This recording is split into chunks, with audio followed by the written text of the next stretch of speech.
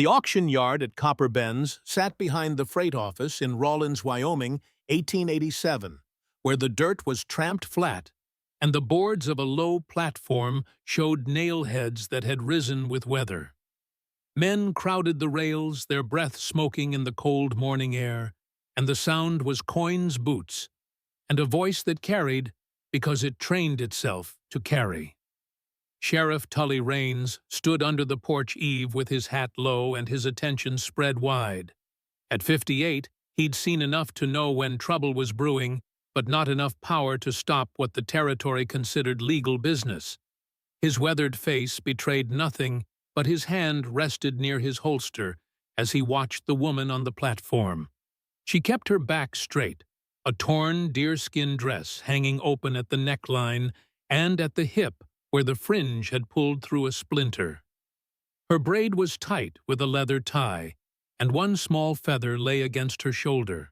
She did not wipe the dust from her face, and she did not look down at her feet, because the crowd already tried to push her head there with their eyes. Keona had been brought to Copper Bends at dawn, after a hard ride bound to a mule's lead. She had been taken the day before on the far side of the creek, where the cottonwoods thinned and a pair of ranch hands moved in close and spoke soft to slow her feet. A third man came from behind, and she did not see him until his weight was on her shoulders.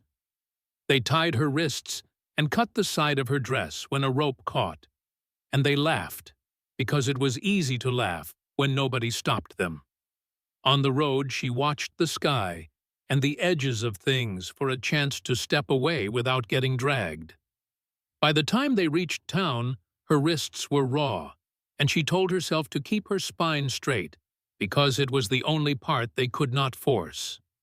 Her thoughts were clean and numbered, and she kept them in short lines. Stay standing. Keep breathing. Read faces. Watch hands. Pick one person who might move differently, and set everything on that if it comes. Beckett Shaw came to town for salt nails and fence wire and a tin of axle grease. He had a list folded in his pocket and coins set aside for winter feed. He meant to speak to Sheriff Tully Raines about riders seen near the creek line after dark, and then ride home with daylight to spare. That was the plan when he tied his horse to the hitch and felt the wind run down the street. The plan bent when he heard the auction voice and saw the platform and the woman standing still under too many stares. His stomach went tight because the scene matched old things that never left him. He felt his leg pull where a bullet crease still woke in cold weather, and the scar across his knuckles itched under the glove seam. He breathed out slow and counted nails and salt and wire in his head to hold steady. He watched the woman measure the crowd with quick, flat looks that wasted nothing, and he understood the look because he had used it when he was young, and the world seemed ready to take his name along with everything else. At 41, Beckett Shaw was a man who had seen both sides of violence. He'd been a bounty hunter during the war between the states, tracking deserters and fugitives across the Western territories. The leg wound came from a man who didn't want to go back to a war he never believed in. The scar on his knuckles came from a fight he shouldn't have started, but finished anyway. Now he lived alone on a small ranch 12 miles outside of town, where the fence posts needed mending, and the barn leaned because the posts were sunk shallow 20 years ago by a man in a hurry. He raised a few cattle, grew enough food to feed himself, and came to town only when supplies ran low. He told himself to buy his wire and keep quiet, and leave other people to answer for themselves. He lasted 1 minute under the auctioneer's chant, and the numbers and the jokes, and the way the men leaned forward with their mouths half open like they were picking a mule. He looked once at the woman and saw her refusing to round her shoulders to make it easier on the crowd. He saw the proud tilt of her chin, the dignity she wrapped around herself like armor. And in that moment, the old pull of conscience tugged at him, the same one that had sometimes made him let a deserter go when no one was watching. The auctioneer called a number and smiled to make it sting less, and a hand at the rail went up, and the yard made a rough sound. Beckett raised his hand once and put a number that was too high for play, and just low enough to be possible. He kept his face flat. The yard quieted because nobody liked to bleed their own pockets for a morning's entertainment. The second hand at the rail slid down. The auctioneer's patter stumbled and then found its step and ran its short course. The bid stood alone, and the hammer fell in a practiced clap. The clerk hustled out with a pencil bill of sale that smelled like damp ink. Beckett took the paper, and it was warm from the clerk's hand, and he saw the place where the woman's name should be, and it was left blank because they had not asked it. His throat closed on the heat of that, and he tore the paper in half without lifting his eyes and let both pieces fall where the dust could take them. "You're coming with me," he said, and he spoke quiet enough that it landed only on the people who needed to hear it. He did not reach for the woman's arm, and he did not hold up the torn paper, only turned enough to let her see the road out, and then looked once at the sheriff. Sheriff Raines pushed off the post and stepped closer with a face that gave nothing away and said, "Keep it peaceable," which was a warning that was also permission. Two men at the rail shifted like they had energy left for trouble. The sheriff laid his hand on the butt of his holstered gun and rolled his shoulder. The energy drained the way it should when a man is ready to work all the way through a job. Kiona watched the one who had bid and saw the gray at his temples, and the heel break across his nose, and the way he stood like a man who had carried a body once and learned how to keep going. She checked his boots, his gloves, the set of his shoulders. She saw no rope in his hand and no fast smile. She looked for the little movements that give a person away. Eyes dragging down the front of her dress, fingers tapping. Jaw clenched with hunger, and she did not find them. She felt fear sit hard under her ribs, but it was the steady kind that keeps a person awake. She did not owe anyone a show of gratitude. She owed herself a clear head and a plan. The plan changed now because a door opened and she could step through it and keep her name. She came down the steps without taking the hand that a boy reached out to make himself feel generous. She kept her chin level. She did not run because running makes a chase, and she was done drawing races for men who had nothing else to do. Beckett walked beside her through the split in the crowd that opened too slow for his liking. A ranch hand from the far creek said a word meant to stick, and Beckett looked at him once, and the word fell off. His pulse was loud in his ears, and his leg ached, and he told himself to keep the next minute simple. Get to the horses. Put one foot in the stirrup. Put her on the spare mare with her wrists free. Do not speak more than needed, because talk gives men room to step in. If someone reached for her, he would break the wrist and hand it back, and deal with the charge later. He did not want to fight, and he was ready for one. They reached the hitch. Beckett untied his horse and the spare and kept his back turned broad to the yard so nobody could work a hand past him. He felt her pause, and he did not crowd her. She tested the knot at her own wrist and found it gone because one of the hands had cut it when the bidding ended to show the yard there was no meanness in it. The lie of that made Beckett's teeth grind once, and he let it go because anger would slow them. Kiona put a hand to the saddle and drew a breath through her nose and set her weight to mount with a swing that showed she had ridden before. Beckett lifted the rein into her hand and passed up a canteen and a folded coat he kept tied to the rig. "For the road," he said, and it came out flat and steady. She pulled the coat around her shoulders with one quick motion and did not thank him, and he did not expect it. They moved out under the open sky, with a frayed office shrinking behind them and a yard noise losing its shape. Beckett felt the tightness in his chest shift to the work ahead. 12 miles, a stone well, bread to warm, a bed to offer, with the door that opened from the inside. He started the count in his head of fences that would need mending in spring, and supplies he would have to delay, and he accepted the trade because he had made it himself. Kiona looked over the street, and the side lanes, and the roofs for men. Anything that said the men who brought her here would follow. She noted the sheriff's position at the end of the boardwalk, and the way his face turned to the two hands who had done most of the pushing. She filed it, and let her shoulders loosen one notch. Her mission for the day set itself in plain terms. Leave this place on her feet. Keep her name. Keep her choices. Learn the lines of the man who said, "Come with me," and decide what to do with his offer once there was a door she could close. They did not speak again until town was behind them, and the creek line showed clean and silver under the pale sun. The decision had been made in the yard, and now they would live with it on the road. The wind cut across the flats, and both of them lowered their hats into it and let their horses settle into a pace that could be held. Behind them, the yard returned to other business, and in front of them, the track set its quiet line toward a ranch that had room for a second plate if a person decided to stay.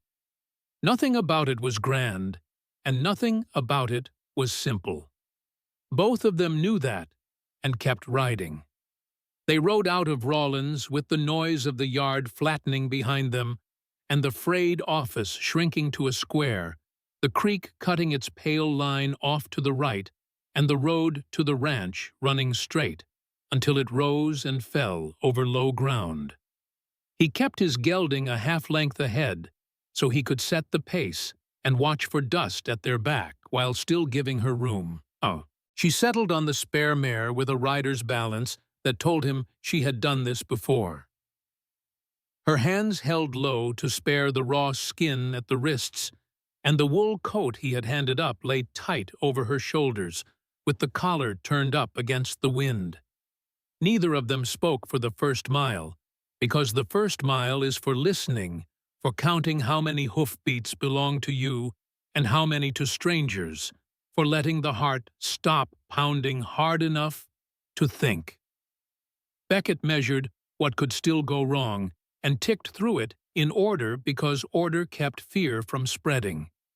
There could be riders from the yard who wanted to turn a sale into a grudge. There could be a deputy with more order than good sense. There could be one of the hands who took offense at how fast the sheriff's stare shut him down and now wanted to prove something out on the flats where there were no eyes. He ran a finger down the Henry's side plate where it rode in the scabbard and checked the weight of the colt on his hip and told himself not to use either unless someone put a hand on her and kept it there. He felt the old crease in his thigh pulling in the cold and understood that if it came to a run, he would have to decide in one breath whether to stand or throw his body in the way and trust his horse to hold.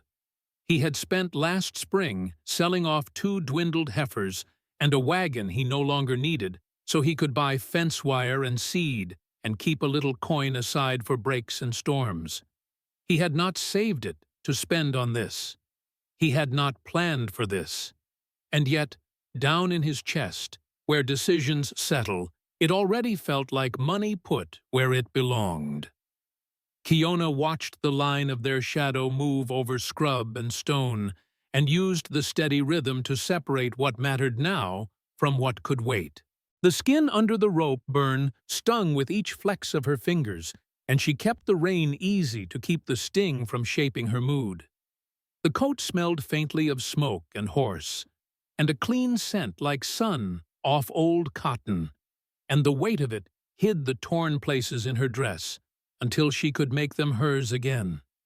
She checked the horizon for dust and the edges of mesquite for a shine of metal, and once, without turning her head, she looked back and saw Sheriff Raines still on the boardwalk with his shoulder against a post, and his gaze following the 2 hands who had moved the fastest in the yard.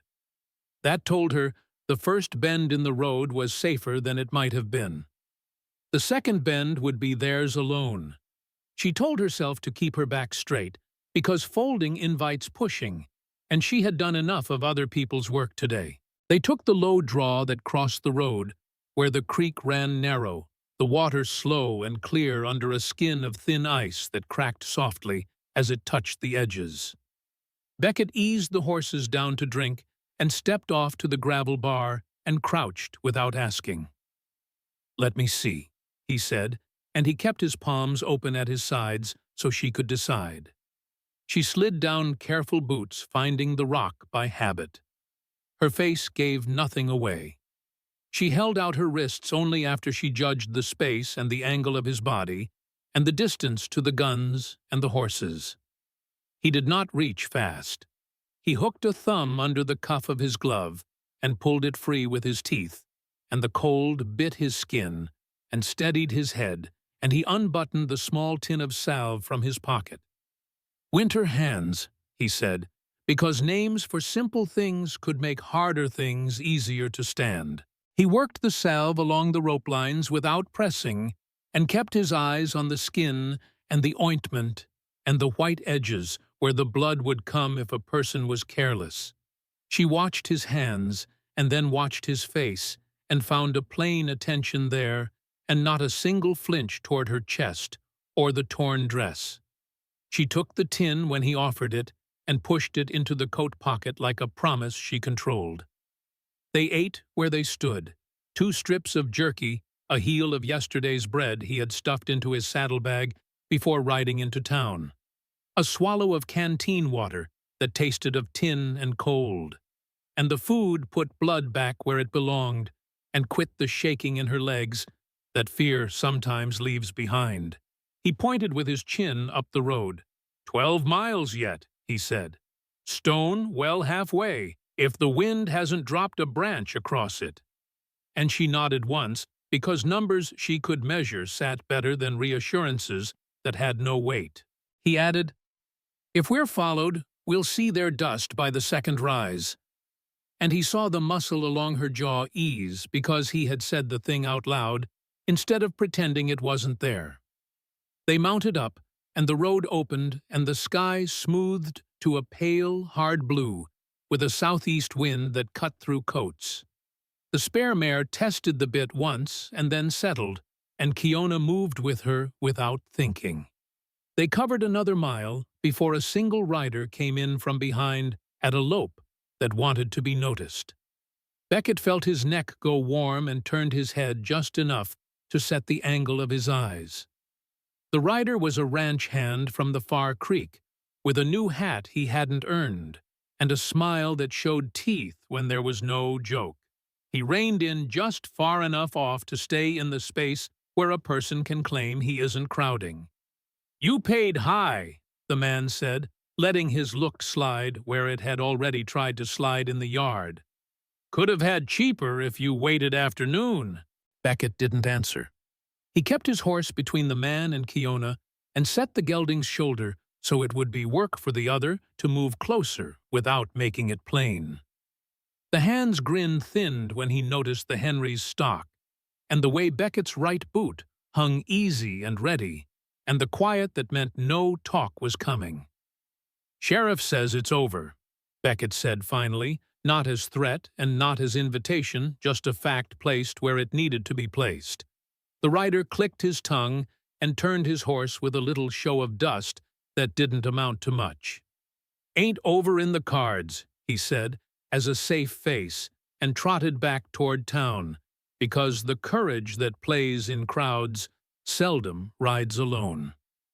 Kiona let out a breath she had been holding since the first drum of that horse reached them. And she did it quietly, so it wouldn't sound like thanks, and wouldn't sound like fear leaving. She said, "If the sheriff hadn't been there," and Beckett shook his head once. "He was," he said. "That's the measure." She considered that and filed it under things to test later, because men say clean words on clean days, and then weather comes, and the same words turn. She decided to ask what she needed to ask on the road, where the answers couldn't corner her. "Do you have other hands out there?" she said, and he kept his eyes forward when he answered. "Not this winter. Sold 2 head to pay out wages before the freeze. It's just me and a dog that thinks too much of himself." And that put a picture in her mind. She could weigh a house with 1 man in it, and a dog that barked when strangers came, and maybe a chair with a loose rung and a stove that needed its flue brushed. She asked the next thing because it was the one that would come up at the door. "Where would I sleep?" And he didn't pause. "Spare room on the north wall window that sticks in cold door latch from inside."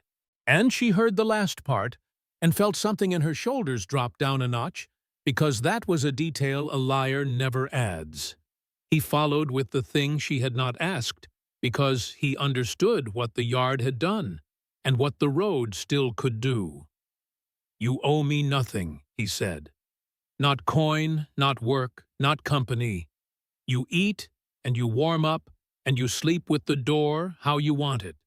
And in the morning, if you want the stage road, I'll take you there. Or if you want the parson, we can answer his questions. Or if you want a day to think, we'll set that day where it fits."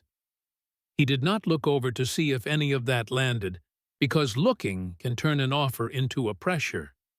He gave it, and kept his hands where she could see them on the horn and the rein. The questions most people would have asked first had to wait until she believed the small ones, but she tried one more, because it dug at a practical edge. "That paper you tore," she said, "does it change anything?" And he nodded once. Clerk saw the coin. Sheriff saw the coin. The paper only made a show for men who like shows. Nobody owns you, and nobody can pretend. If they try, we'll argue at a desk with witnesses, and not in a yard. That answer did not make the skin at the back of her neck prickle the way fancy talk does. It laid out steps and rooms and people with names, and it made a path she could walk if she had to. She tested the words against the yard, and found they fit better than anything else she'd been handed lately. They reached the stone well before the halfway rise, and the wind dropped as if the land had set its hand over the mouth of a bottle. He drew both horses to a stop and worked the bucket up with a rope that burned his palm and would have to be replaced before spring. They watered the animals and let them breathe. He used the quiet to speak a brief background, because secrets breed suspicion when they're not meant to. "My brother died in '66 on a stretch of ground not worth the bullets. I came here after and put up fence where the willows could hold. I don't gamble, and I don't drink except coffee too long on the boil. I don't keep company because I don't have spare words for it."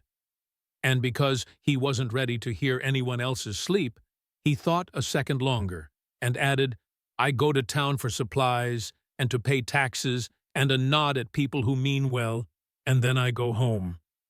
He didn't offer a smile, and he didn't dress any of it. He let it sit. Kiona matched him with what she chose, and no more. "I learned to ride on a pony that tried to scrape me off on every post we owned. I can sew a straight seam and skin a rabbit, and I don't sing unless it's for keeping time. My camp is not a place I can return to. I won't give you the names of the men in the yard because they don't get carried in my mouth." She checked his face to see if he would press for more, and he did not. So she took one more thing out and set it between them. "If I stay tonight, it is because I say so, and if I leave tomorrow, it is because I say so," he said. "That's the only way it works." And the well gave them back only the sound of water and rope and breath.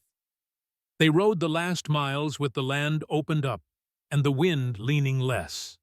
The sun climbed a hand's width and then hung there, and the flats showed pronghorn far off, and the sky stayed clear. No dust behind them, no metal flash off to the side, just their 2 sets of tracks, and the day stripped down to horses and air and the next gate. Beckett pointed with his chin when the ranch finally showed the roofline low and dark. "The corral with the sag in the middle rail I've been meaning to fix. The cottonwoods along the frozen ribbon of water with thin shoots already showing at the bases where the ground keeps its secrets warm. Stone well there. Barn leans a little because the post settled wrong 20 years ago when a man in a hurry sunk them shallow. House is sound. Stove pulls strong. Dog will bark, and then remember he's met me before." And as if on cue, a raw-boned dog loped out from behind the corner with his tail up and his voice loud. And then, when he heard Beckett's voice, dropped it down to a working level and trotted 3 circles, because pride is hard to put away. At the gate, Beckett swung down and worked the chain without making her wait in the cold wind. He held it wide for her, and she rode through, and the mare's ears flicked toward the barn, and then toward the house, and then settled. He closed the gate, careful, and set the chain back so it would not slap in the night. He did not reach for a rein or her hand. He only said, "Water first, then heat," and led the way to the well where the bucket travel was smooth and sure, and the rope barely complained. The dog sniffed at Kiona's boot, and then at the hem of the coat, and then backed off a step with a huff, because he had decided to be polite. She stepped down without help and landed easy. Her eyes took in the porch, the window, the door, the way the hinges were set flush and strong. The path a person could take if she wanted to leave in the dark without stumbling into the woodpile. The questions a listener would hold from the first chapter, whether anyone would follow, whether the law would twist, whether the man had the money or the temper to make a choice and stand with it, whether the woman was walking into another trap, whether there was anyone else inside the house, whether she would be allowed to choose the next step, had answers now said in plain pieces. A sheriff who looked and stayed until the bend, a torn paper with the clerk and the coin behind it, a man who had saved a little and spent it, and did not ask credit for it, a road ridden without hands put where they didn't belong. A house with no other man. A door latch that turned from the inside and a set of options spoken out loud before the threshold, so the threshold would not hold a lie. Beckett lifted the saddle from the spare mare's back and set it on the rail and rubbed the damp hair with a burlap scrap, and the motion put warmth back into his hands and quiet into his head. He set his hat on a peg by the door and stepped aside so she could go in first if she wanted, or stand outside a minute longer if that sat better. The smell of cooled bread and old coffee came through the cracked door, and the stove metal ticked faint under the draft. She looked once at the open road as if to confirm it would still be there in an hour. Then she crossed the threshold on her own decision, and the dog slipped in behind them with a final short bark that sounded like a house remembering the sound of people. He closed the door with the same care he had used for the gate, and left the latch in her hand to set, and the next work of the day waited inside where the light from the small window boxed itself on the table, and the air already felt a little softer than the yard they had left behind. The door shut behind them with a plain wood sound, and he left the latch resting in her palm so she could feel the weight and the turn and decide how it moved. The room held the steady heat of an iron stove with a draft pulled halfway. A loaf sat under a cloth on the table. A pot hung from the swing arm with beans giving off the slow smell of salt pork. A tin cup cooled near the edge. The dog circled once and lay down where he could watch both the door and the stove without having to choose. Her eyes went over everything because a first look fixes the line of a place. The window that caught clean light. The hooks for coats, a low shelf with 3 plates and 2 blue cups. A rack over the door with a Henry rifle laid empty and open, and the cylinder of a Colt in his holster that stayed on his belt and not on a chair where a person might wake to it. Beckett hung his hat on a peg and stepped one pace off, so she was not cornered by table or wall. "No one else here," he said. "Won't be. Not tonight. Not any night, unless I say before they come." He pointed with his chin to the room straight across the small hall. "There's your bed if you want it. North wall window sticks in cold, but it lifts. Latch turns from inside. There is no key, because I don't keep keys. If you want a bar, I can set a board."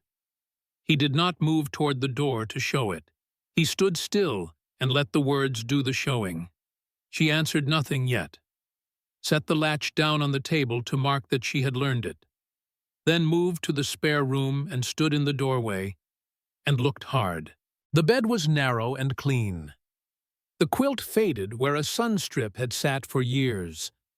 A small trunk with a split hinge sat open with nothing inside but a folded blanket.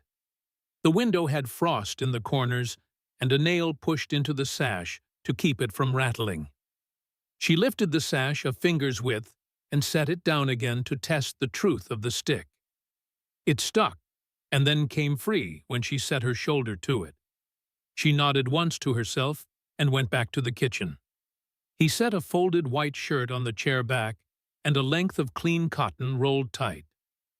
"This will fit well enough until we can fix your dress," he said, and he turned his face to the stove and checked the draft so she could change without watching his back for turns.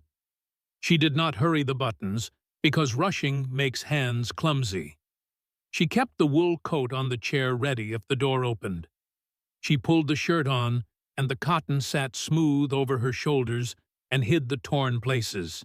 She worked the bandage around the wrist where a rope had chewed the skin, and asked with her eyes if a knot would hold one-handed. He said, "Tie to the inside so it won't snag," and kept his hands down and away until she stepped back. Her stomach turned once and then steadied when the bread came out on the cloth, and he cut 2 thick pieces with a knife that had been kept sharp for work and not for show. He set a plate in front of her and poured beans from the pot. Steam rose and hit the air, and the smell reached all the way to the back of her head and told her body to ease. She ate with her eyes on the door and the window, and then on his hands as they moved. He ate slower, watching the stove and the dog, and the small things men forget when they're used to eating alone. When she finished the first plate, he filled it again without comment, because second plates should not be a test. She drank water and then coffee, and almost asked him to boil it less, and then left it because she had other questions first. "What now?" she said, and she kept her voice level so it would not carry worry or promise to a place it did not belong. "You tell me what you want," he said, and he meant it in the way he set his fork down and gave her all of his face and none of his weight. "I can take you to the stage road at first light, or to the parson if you want papers and a shield between you and talk. Or you stay in that room with the door how you like it, and think. 1 day or 3. Work if you want to work, because work helps a day go by. Sit if you want to sit. Eat either way." He looked once at her bandaged wrists. "You own nothing here." And he left it there. She tested the ground the same way she had tested the window, 1 inch, then another. "If men come," she said, "the ones from the yard or the ones who brought me." He said, "They will meet me first. If they want the law, we walk to the desk with the clerk and the sheriff. If they want trouble, they find it.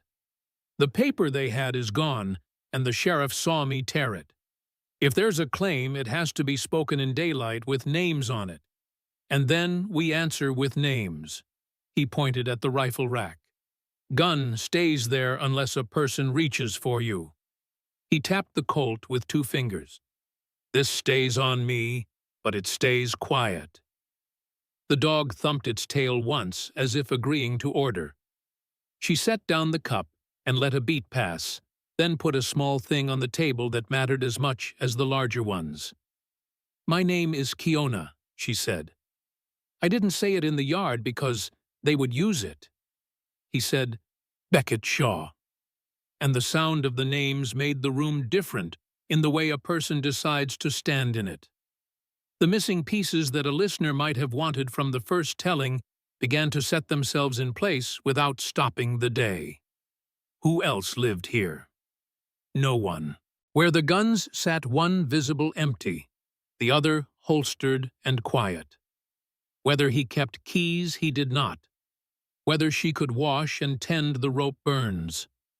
A basin and kettle sat by the stove. He poured hot water and set it with a sliver of lye and turned away while she cleaned and wrapped.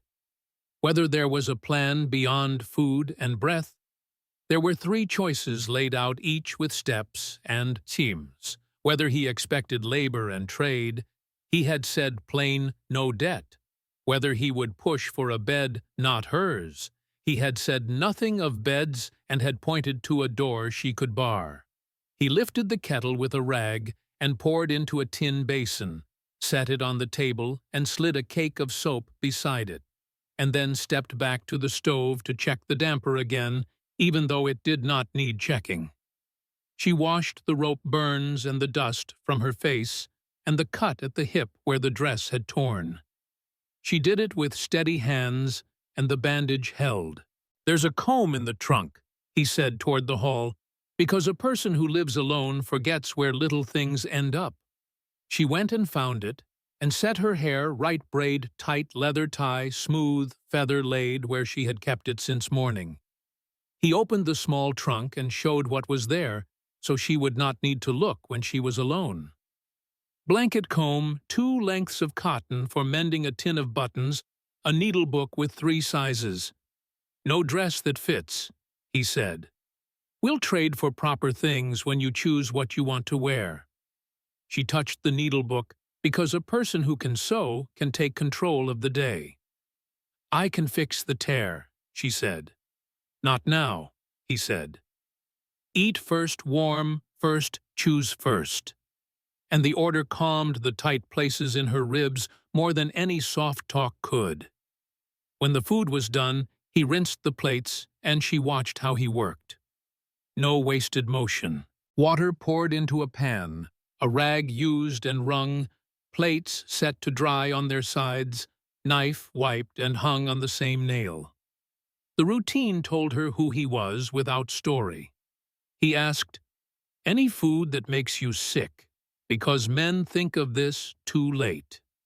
She shook her head, then paused and said, "I can't take whiskey." He nodded.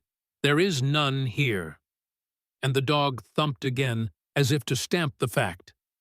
He brought out a ledger he kept for feed and nails and taxes, and set it on the table and turned to a blank page, so the old numbers didn't press on the day. "If you want the parson, I will write what we need to say, so we don't forget when men who make a living with paper try to sound bigger than us." He said it without heat, only a fact. She looked at the page and saw a space where her name could sit without being bent, then closed the book with her palm and left it unopened so the choice could wait until morning without living in ink before it was ready. She stood and walked the small loop of the house to learn it. Front door, stove, table peg hall, his room at the end, with the door open so she could see a bed and a chair and a pair of boots set heel to heel and nothing else. No bottles, no stacked crates, no hidden corners. Back to the spare room, the window again, the view out to the cottonwoods and the frozen run of water, and the corral with the sag rail she had noticed from the road. "That rail needs a brace," she said from the doorway, as if speaking to the house. He nodded. "Tomorrow," he said, "if the cold holds, we can sink a post, and the set will last." He said "we," and then let the words settle, without checking her face for how it landed. She went back to the kitchen and took the salve from the coat pocket and set it on the shelf where she could reach it without asking. The dog shifted to make space for her feet, as if he had lived with her years. She did not touch his head, and he did not ask for it. She sat and felt the heat from the stove come through the chair seat to the back of her legs, and the sensation grounded her in a way that did not need words. He said, "I will be in the shed a short time to split kindling. The axe is sharp. You will hear 2 strikes, and then a pause, and then 2 more. He said it to put a rhythm to the minutes so she could map them. "If a stranger comes to the yard, I will call your name once, and then stand in the doorway so you can see me, see him." He added the detail because it mattered. She listened to the 2 strikes and the pause and the 2 more, and to her own breath settle into that count. She looked at the latch and turned it once to feel the movement again, and left it unthrown because leaving it unthrown was her decision. She stood and checked the window one last time, and then set the shirt straight where it pulled across her shoulders. And she told herself out loud in a quiet tone that only the dog could hear. No more being moved without saying. The dog lifted his head and then slept again. When he came back, he knocked with 2 knuckles and waited, even though the door was not barred, and then stepped in only when she said yes. The light had thinned toward late afternoon, and the square of brightness on the table had slid to the edge. He pulled the swing arm and set the pot off the heat, and the metal ticked and settled. They did not speak for a moment, because the day had already said enough, and because silence can be honest when it is not being used to hide. He finally said, "I will take first watch on nothing," which meant he would sleep light and rise at any odd noise. "I don't need a watch," she said, and then corrected herself because pride was useful only when it did not get in the way of safety. "I don't want you waiting in the hall." He said, "I'll sleep in my bed with my door open the way it always is. You sleep how you choose." And the room loosened another notch. She looked at the ledger again, and then at her wrapped wrists, and then at the dog, and then at him. The question that would matter tomorrow sat ready and did not need to be asked tonight. She said only, "In the morning, you will still mean what you said," and he answered, "Yes." And his voice had the weight of the thing he had carried longer than today. The listener's small questions that hook at the back of the mind had all found a place without stopping the story. Whether she had privacy, she had it. Whether he would expect more than food and shelter, he would not. Whether he had a plan if law or trouble came, he did. Whether the door truly turned from inside, it did. Whether the guns would be used to keep her in or others out, others out. Whether there was room in the house for her decisions, there was in wooden latch and paper and spoken steps. When the light went low, he trimmed the lamp and set it on the table, and the room settled into the kind of quiet that does not press. She stood at the spare room door and looked once at the road through the window and once at the bed, and then left the door wide and lay down with the bandaged hands loose on the quilt and the coat folded where she could grab it if she changed her mind in the night. He checked the window hooks the way men with old worry do, and then blew the lamp out, and the house made the small sounds it makes when 2 people breathe inside it for the first time, and nothing in that sound asked for more than morning. Wind pushed along the walls near midnight, and the shutters clicked and settled, and then clicked again, and the dog lifted his head once, and then dropped it, because the sound wasn't trouble. She lay in the spare room with the door wide the way she had left it, and the shirt he had given her warm from her body, and the bandages no longer stinging. And she listened for the pattern he had promised his sleep light, a turn on the mattress, a small cough into his pillow, the silent check of the window hooks. She heard each in order, and felt the tightness that had lived under her ribs since dawn loosen a small degree. She did not want darkness to do what it had done in other places. So she sat up and crossed the hall with a soft floorboard, complaining once. He was at the table with a lamp turned low and a mending kit open and a scrap of cedar he had been shaping after supper. He looked up and set both aside and did not stand all the way because a quick movement in a small room can feel like a block.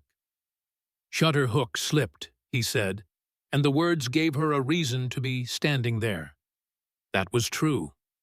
They went to the window together without crowding. Cold air slid in a finger's width where the frame had moved. She set her palm to the wood to steady it, and his hand came in over hers to catch the hook before it bit his knuckles. His skin was warm and rough and steady, and the contact carried all the questions that had been waiting since the yard. Whether touch would be taken or offered, whether it would ask or insist whether she could step back without a chase. Her nerves rose hard, and then settled, because his hand did nothing more than keep the hook where it belonged. And then he took it away first. "I'll wedge it tomorrow," he said, voice level. "No rattling when the wind shifts." And he reached for the small block of wood he had been carving and set it on the sill to hold the frame quiet through the night. She did not step back because heat and calm in the same breath were rare for her, and this was the first time both had been in reach at once. She stayed with her palm against the frame and turned her head until her brow almost brushed his collar. She felt the hammer beat of her own blood ease to a working pace, and she set the next decision in her own mouth where it belonged. "Stay a moment," she said, and it was not a plea and not a test. It was a plain instruction to the room. He stayed and kept his hands where she could see them and waited. He could feel the old fear that makes a man speak too much, trying to climb into his throat, and he pushed it down because words used to fill a space are just another way to take it. She stepped closer until her forehead found the cloth of his shirt, his collarbone, and rested there. And the contact was simple. No weight used to press her, no hand claiming her neck, only warmth and the smell of soap and dry cotton and the faint smoke that lived in a ranch house. Her thoughts ran clear and in order. No one could come through the door without the latch sounding. The dog was quiet, which meant the yard was empty. The rifle was on the rack without rounds in the well, and the pistol still holstered. The shutter would hold until morning. The man breathed steady and did not move to make her decide faster than she wanted. She took all of that in, and when none of it changed, she raised her face, and he bent just enough to meet her halfway, and their mouths touched once. Not long and not unsure. The kind of kiss that answers a single question and does not ask 5 more. She did not flinch, and he did not chase it when it was done. He stepped back and turned to the stove to pull the draft line wider because a job in hand keeps a person from reaching for more than the moment will hold. Her chest filled and emptied without the hitch that had been living there. She looked at him to see if the kiss had shifted what he would expect, and nothing in his shoulders had moved. His hand stayed on the stove handle, his attention on the small turn of metal and the way the fire responded. "I wanted that," she said, so there would be no doubt about how the moment had happened. He nodded once. "Good," he said, and he kept his voice quiet, because loudness would make it feel like a claim. "Nothing changes that you choose the next step and the next after it," he added, because it needed to be said out loud where both could hear it and hold him to it tomorrow. They sat at the table with a low lamp between them and the cedar scrap giving off a faint, clean smell. He slid the mending kit to her side. "Your dress," he said. "You can set the seam how you want it, and I'll cut a thin facing from cotton to stop the tear from running." She drew the deerskin from the back of the chair where she had left it to warm and set it across her knees and examined the damage with the kind of focus that makes the rest of the room fall quiet. The tear at the neckline had widened when a hand had grabbed in the yard. The hip cut had left fringe dangling. He spoke of neighbors and town. Dayton, 3 miles north, who kept goats and traded milk and never asked for details. The law in Rawlins ran mostly through Sheriff Raines because the judge showed twice a month and the clerk every day. The stage came through on Thursdays by noon and on Sundays at dusk when the road was clear. The parson's doors stayed open in daylight, and his wife kept a trunk of shawls and spare gloves for any woman who needed them, and did not ask for the story unless it was offered. If food ran thin, there was enough flour and beans for 2 weeks, and salt pork for 5 days, and a sack of dried apples hanging from a ceiling hook. If a storm hit, there were shutters for the back window, and a rope to run from the porch to the barn, so a person could walk it without losing her path in the white. She finished the neckline, tied off the thread, and checked the lay. It framed her the way she wanted, not high, not gaping. She set the needle down and rubbed the salve in her wrist again and asked, "One more thing that could sour a day if it stayed unspoken. If I walk away tomorrow, do you take me back to town or point and let me go?" He said, "I saddle and ride with you where you say until you tell me to stop." And her shoulders let down another inch, because control is one thing and protection is another, and the two together are rare. She pushed the dress aside and set both hands palm down on the table and met his eyes. "I don't plan to walk," she said plain. "Not tonight, not in the morning." And he did not smile because this was not a place for grins. He only breathed out and said, "All right." And the word had the weight of a man deciding how to spend the rest of his day. They spoke a little about the morning, because mornings go better when they have a shape. Coffee bread warmed again, a look at the sky for signs of weather, a ride into town if she chose to face the parson or the clerk, a day at the ranch if she wanted the quiet to think. He said he had a small tin ring put aside from a stop at the Mercantile 2 months back, when he thought he might someday need it for a reason he could not name then. He said it without pressure and watched his own hands instead of her face. She listened and kept her expression level and did not answer because yes or no at midnight can turn false at daylight. She nodded once to say she had heard and stood and folded the dress. "I sleep now," she said, and his chair legs scraped once as he rose out of habit to offer help. And then he sat back down because she needed to walk the short distance to the doorway under her own feet. At the threshold she turned and said the thing that would fix the line between them for the rest of the night. "Don't wait in the hall." And he said, "I won't." And she believed him because he reached for the lamp to turn it down further, and not for his boots. She left the door wide again, and the dog went to the space between the 2 rooms and lay across it so he could be a hinge and not a wall. The lamp burned low, and the house made small cooling sounds, and the wind moved away. Sleep came to her without jerking her awake, because the day had left no handprints she did not choose.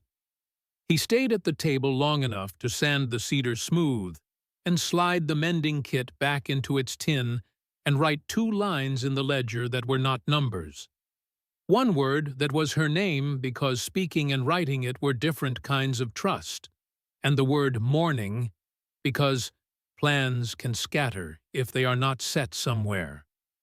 Just before dawn, the shutter knocked once and held, and he woke with the reflex he had warned her about and then laid back because the sound did not carry the scrape of boots or the clink of tack. The dog's tail thumped twice and stopped. She woke easily and lay still and checked the room with her ears the way she had taught herself to do. No unfamiliar breathing, no unlatched door, only stove, tick outside wind animal at rest. She let go of the last of her guard and rose without hurry. She went to the kitchen and found him already up, moving with the care of a man who knows his own floorboards and the sleep of others. They nodded to each other, and she took a moment at the basin to wash her face. The world outside the window showed a hard dawn sky with a few early birds cutting dark lines against it. "Good time to sink a post," he said, glancing out at the corral. "Ground's not frozen solid yet." She set the hem of her dress smooth and chose her line. "I'll bring the shovel and a finger," she said, "enough to sit where I want it." And her tone made clear the difference between hiding and owning. He cut the facing on a board to keep the blade from slicing the table. Small, careful cuts, and she stitched with neat close work that would hold through washing and wear. The dog shifted nearer and set his chin on his paws and watched the thread move. Questions that a listener would still be holding from the start of the story got answers without speeches, while the needle moved and the stove settled. The house had neighbors, but not close enough to hear voices at ordinary volume. The nearest was a woman named Mrs. Dayton, who did not feel like surrender, only a shift from one stance to another. And all of the small questions that might have kept an audience worrying, whether the kiss had turned into demand, whether promises would shrink in the dark, whether he would test the door she had left open, whether he would set plans for her without asking, had been answered by the plain shape of their night. The door stayed hers, the kiss stayed one kiss. The morning would carry the choice into the light where it belonged. Beckett pulled something from his pocket and set it on the table. It was a small tin ring, plain and without ornament. He used his thumb to bend it slightly to show it could be resized. "You mentioned the parson yesterday," he said. "If that's your mind, this is ready when you are." She looked at the ring for a long moment, her face giving nothing away. Then she reached out and took it, feeling its weight in her palm. "Tell me about you," she said. "The rest." He sat back, understanding that before any decision about parsons and rings, she needed more. Not romance, but truth. The kind that could hold a life. "I was a bounty hunter during the war," he said, watching her face for reaction. "A man paid to find people who didn't want to be found. Sometimes deserters, sometimes escaped slaves, sometimes innocents caught in paper traps." The admission hung between them, heavy with the weight of what he'd been, what she was. A hunter, the hunted. "I brought in a man once," he continued, "an Apache who didn't speak English. He had papers that marked him a thief, but I didn't look hard enough at those papers, didn't care to. He died on the trail to Fort Laramie. Fever, they said, but I knew it was a broken spirit." He ran a hand through his hair, gray at the temples. "That was my last hunt. I sold my gear and came west. Started again." Kiona's hands had stilled on her sewing. She studied him, measuring the confession.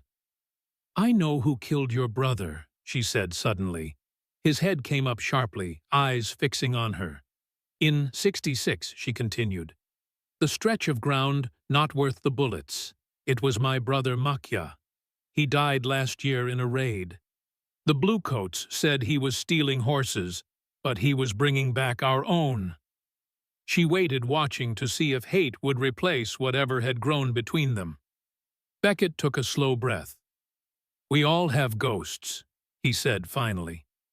"And we can't bring them back by making more." Their eyes held, and something deeper than comfort passed between them. Understanding, perhaps. The recognition that the past was a tangled web neither of them had woven alone. "There are men in this territory who profit from our fighting," he said. "Men like the ones at the yard who see people as things to trade." "Men like Hargrove," she said. He looked up, surprised. "You know Hargrove. Every Apache woman knows Hargrove. She said, her voice steady but with an edge. He owns the largest ranch north of here, takes land that isn't his, sells people who aren't his. Beckett nodded slowly. He has friends with badges, friends with money. He won't like what happened yesterday. No, she agreed. He won't. She picked up the tin ring again. I want to see the parson. Today. He studied her face. Why? She set the ring down firmly. Because a woman with no name is easy to move. A woman with papers and a husband's name is harder. And if Hargrove comes looking... She didn't finish, but she didn't need to. Beckett understood. This wasn't about love or even companionship. It was about survival, about setting barriers between herself and men who would own her. We ride in an hour, he said simply. He stood and went to check the horses. The dog followed him out, leaving Kiona alone at the table. She picked up the ring again, slid it onto her finger, and found it too large. With a small tool from the mending kit, she carefully pinched it smaller until it fit. She placed it back on the table and returned to her sewing. Each stitch a decision, each pull of the thread a choice that was hers alone. Outside, the sun crested the eastern ridge, painting the frost-covered ground in cold, clear light. A new day, in a territory where survival was never guaranteed. But for the first time since the men had taken her at the creek, Kiona felt the beginnings of something like hope. Dawn had not come yet, and the lamp was turned down until the flame was the size of a fingernail, and the stove ticked as the iron cooled. Pike slept in the doorway like a hinge between rooms, and she came back out with the mended dress folded on her arm and sat on the floor with her back to the bed frame, because chairs felt like distance, and she wanted the boards under her to tell her the room was solid. Beckett slid down opposite her and rested his shoulders against the same frame and left half a pace of space so her knees would not feel fenced. And for a while there was only breath and the thin sound of wind in the cottonwoods. And then the kind of talk that is not for crowds began because quiet had made room for it. He went first because he had asked most of the decisions, and a man should put his own weight on the floor before asking another to put hers. He told her the year his brother died on a stretch of land that did not change hands when it was over, and how the 3 men who came home shared a single canteen, while the ones that did not had their names carved on poor wood. He said he carried cards for a year after, and let nights go to dice in anger, until he woke one morning and felt sick of the shape of himself and sold the pistol he had won a week before, and bought a shovel and walked until he found fence posts that needed setting. He said he tried once to court a woman who made fine pies and wore her hair pinned neat, and he quit that after a month because he could not bring his mouth to lie and say he had the kind of patience for company she wanted. He said these things without grinding his teeth at the edges, and she watched his hands and saw no tremor, and heard no selling in the tone. "I was a bounty hunter after the war," he said, his voice steady. "Not for long, but long enough to know what it means to track a person. To find someone who doesn't want to be found." His eyes stayed on the floorboards between them. "I brought in a man once, an Apache, who didn't speak English. Papers said he was a thief, but I didn't look hard at those papers. Didn't care to. He died on the trail to Fort Laramie." He looked up then, facing her directly. "That was my last hunt. I sold my gear, came west, and started again." She gave what she chose, and he did not move while she placed it. She said the winter crossing had begun with 3 families and a string of ponies, and a promise from a trader that a certain dry riverbed would be passable if they rushed. She said 2 men broke that promise into pieces so small it could not be put back together. She said the ones in Rawlins saw fear and saw coin at the same time, and that is a look she had learned to name. She said she could not return to her camp now because someone would say she had brought trouble back with her, and even those who loved her would find it easier to turn than to stand against a story men tell to save their own faces. She did not make the men larger by using many words. She named them once and left them where they belonged, behind the road and far from this room. She said her grandmother taught her a low song to keep hands steady while sowing or planting, and she hummed 2 lines, then stopped, because this was not the hour for singing. She added one more thing without looking at him, because it did not need his eyes to be true, that she had been held down, and that no one in this room would name it for her, and that it would not be the center of her days. And he said only, "All right," in a steady voice, because a man who tries to shape a woman's pain with his metaphors is only making it about himself. Then she met his eyes, her gaze unwavering. "I know who killed your brother," she said. His head came up sharply. "In 66, the stretch of ground not worth the bullets. It was my brother Makia." She did not look away. "He died last year in a raid when the bluecoats said he was stealing horses. He was bringing back our own." She waited, watching for hate to replace whatever had grown between them. Beckett took a slow breath. "We all have ghosts," he said finally, "and we can't bring them back by making more." Their eyes held, and something deeper than comfort passed between them, understanding, perhaps. The recognition that the past was a tangled web neither of them had woven alone. "There are men in this territory who profit from our fighting," he said. "Men like the ones at the yard, who see people as things to trade. Men like Hargrove." She said the name falling between them like a stone. He looked up, surprised. "You know Hargrove. Every Apache woman knows Hargrove," she replied, her voice steady but with an edge. "He owns the largest ranch north of here, takes land that isn't his, sells people who aren't his."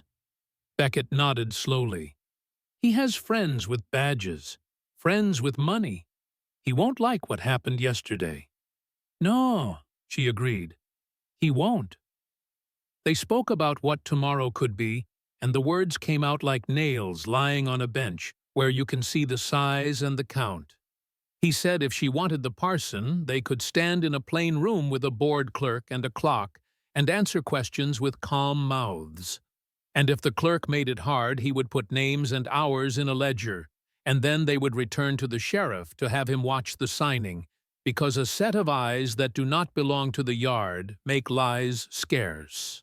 He said if she wanted the stage road instead, he would saddle before first light and ride until the dust from Rawlins lay between them and anyone who still had a taste for fight, and put her on a bench with a ticket and sit his own self outside until the driver took the reins, and after that he would ride home without tracking her steps. He said if she wanted a day or two here in the house to get her balance, she could take the spare room and the window and the latch and the dog in the doorway while he worked a brace into the corral rail and cut kindling and checked the fence line. And none of that work would ask anything from her, would only be offered because a day has enough weight without debt piled on it. She tested the offers for thin spots the way a person tests a plank before stepping over water. She asked what the parson would say and what the questions were and how they would answer. And he laid it out with no gloss. Full names, spoken ages, where they lived, whether they came by their own decision under pressure, whether there were witnesses. And he told her the parson's wife often stood by with a shawl and a pen that did not blot, and would give a nod when a woman's voice caught, and that the sheriff would take 2 minutes to warn off any mouthy hands outside the door, if it came to that. He told her if she did not want anyone to touch her in that room, they would stand apart, and he would not reach for her hand, and she could say her yes without any part of her being bent to fit a picture meant for others. She reached for the tin ring that still sat on the table and held it in her palm. "I want to see the parson," she said. "Today." Why, Po? He asked, not challenging, but wanting to understand. She set the ring down firmly. Because a woman with no name is easy to move. A woman with papers and a husband's name is harder. And if Hargrove comes looking, she didn't finish, but she didn't need to. Beckett understood. This wasn't about love or even companionship. It was about survival, about setting barriers between herself and men who would own her. "We ride in an hour," he said simply. Morning took hold clean and steady. The creek ran with a thin skin of ice that cracked and slid, and then gave up as the sun climbed. They ate bread and beans, and drank coffee boiled right this time, and the dog took his place by the door. They set the day in order without hurry, because the hard part had been done yesterday, and today belonged to work. He took the cedar plank from the shed and sighted down it, and chalked a line for the lid and the sides. She brought the needlebook to the table and laid out a square of cotton to line the tin so the papers would stop sliding. They moved around each other without bumping because even small rooms can hold two people when the steps are known. He cut dovetails with care and eased the edges with a scrap of sand. The cedar lifted a clean smell into the room. She stitched her name into the corner of the cotton Kiona shawl in plain hand thread pulled tight, then set the cloth inside the tobacco tin and placed the parson's paper over it and the torn sail halves under it. Lid shut. Click. Felt all of it done without talk. He fit the box and tapped the lid until it seated without wobble and showed her how the grain would swell and tighten when the air turned wet. "Tight as you asked," he said. She ran a thumb along the lid seam and nodded, then set the tin inside and closed the box and chose a place for it on the shelf where she could reach it without a chair, not hidden, not displayed. They walked the fence on the south line to mark where posts would need setting, and she counted slats while he tested the wire with his glove. The ground had softened just enough to take a shovel if a man leaned into it. They went as far as the cottonwoods and came back by the creek path Pike favored. On the porch, she turned the latch on the spare room door and then left it open again because air still felt right.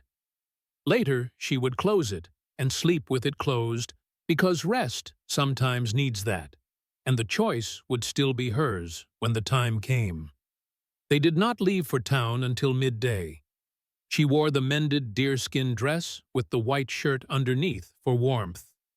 He took the Henry unloaded but visible, and the Colt on his hip. Pike would stay to watch the house, and they would be back before dark, unless the clerk or the parson made delays. The road into Rawlins felt different this time, not because the land had changed, but because they rode side by side rather than in lead and follow. They spoke little saving words for where they would be needed. As they approached town, Beckett pointed out a figure on horseback, watching them from a rise to the north. "Hargrove's man," he said, "one of his scouts, keeps track of who comes and goes." Kiona nodded. "They know we're coming then."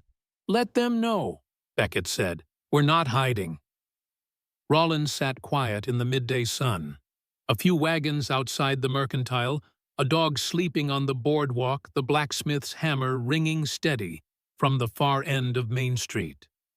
As they hitched their horses at the clerk's office, Kiona noticed a cluster of men outside the saloon watching with too much interest. At the clerk's counter, Beckett laid down the coins for the license, and the clerk pulled out a ledger with burnt corners and dipped his pen. "Names, ages, residence," the clerk said without looking at them, like people just lines to fill. Beckett started to answer, and then stepped back half a pace so her voice could go first, because that is how the paper would read best.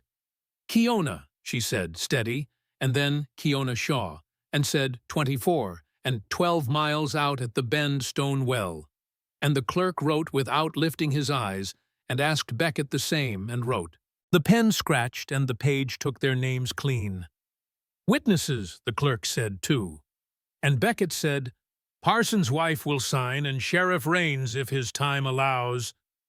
The clerk looked up for the first time at that and made a sound that was almost a laugh, and then saw the two of them standing square and swallowed it. Fees $2, he said, and Beckett counted the coins under the man's nose so he would not pretend not to see. The clerk tore the slip and sanded it with a pinch and pushed it across. Beckett did not touch it. He let her take it and fold it once and slip it inside her coat, where she had already made a place for it. They stepped out into the light, and two men from the yard were on the far end of the boardwalk with their hands hooked into their belts to make themselves look wider. One of them started a line about price paid and how some purchases are easy to return. And Sheriff Raines pushed off the rail and stood between the four of them and spoke toward the men without raising his voice. This is a public office. The next step for anyone with a concern is the judge's desk, not their mouths. And he did not touch his gun. He just squared his shoulders, and that was enough.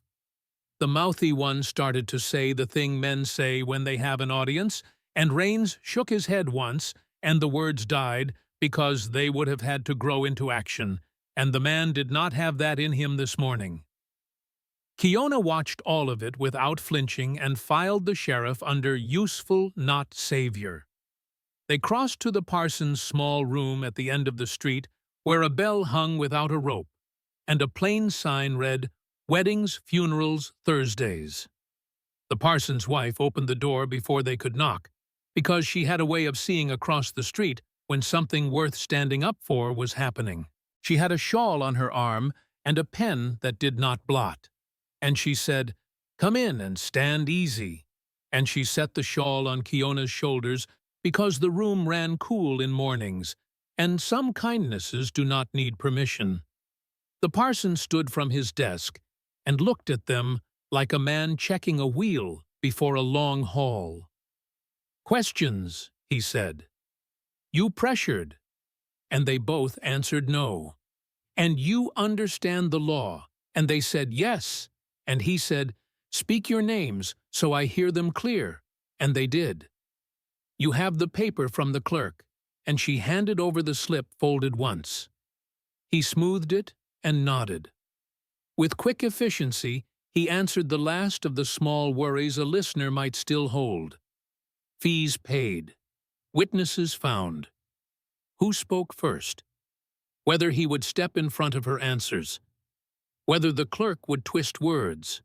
Whether the sheriff would stand near the door. Whether the parson's wife would be a shield if needed. All had been laid out in working order, without breaking the flow of the day. They stood facing the parson with the window light flat on the desk, and the sound of a wagon outside and the smell of lamp oil and old paper.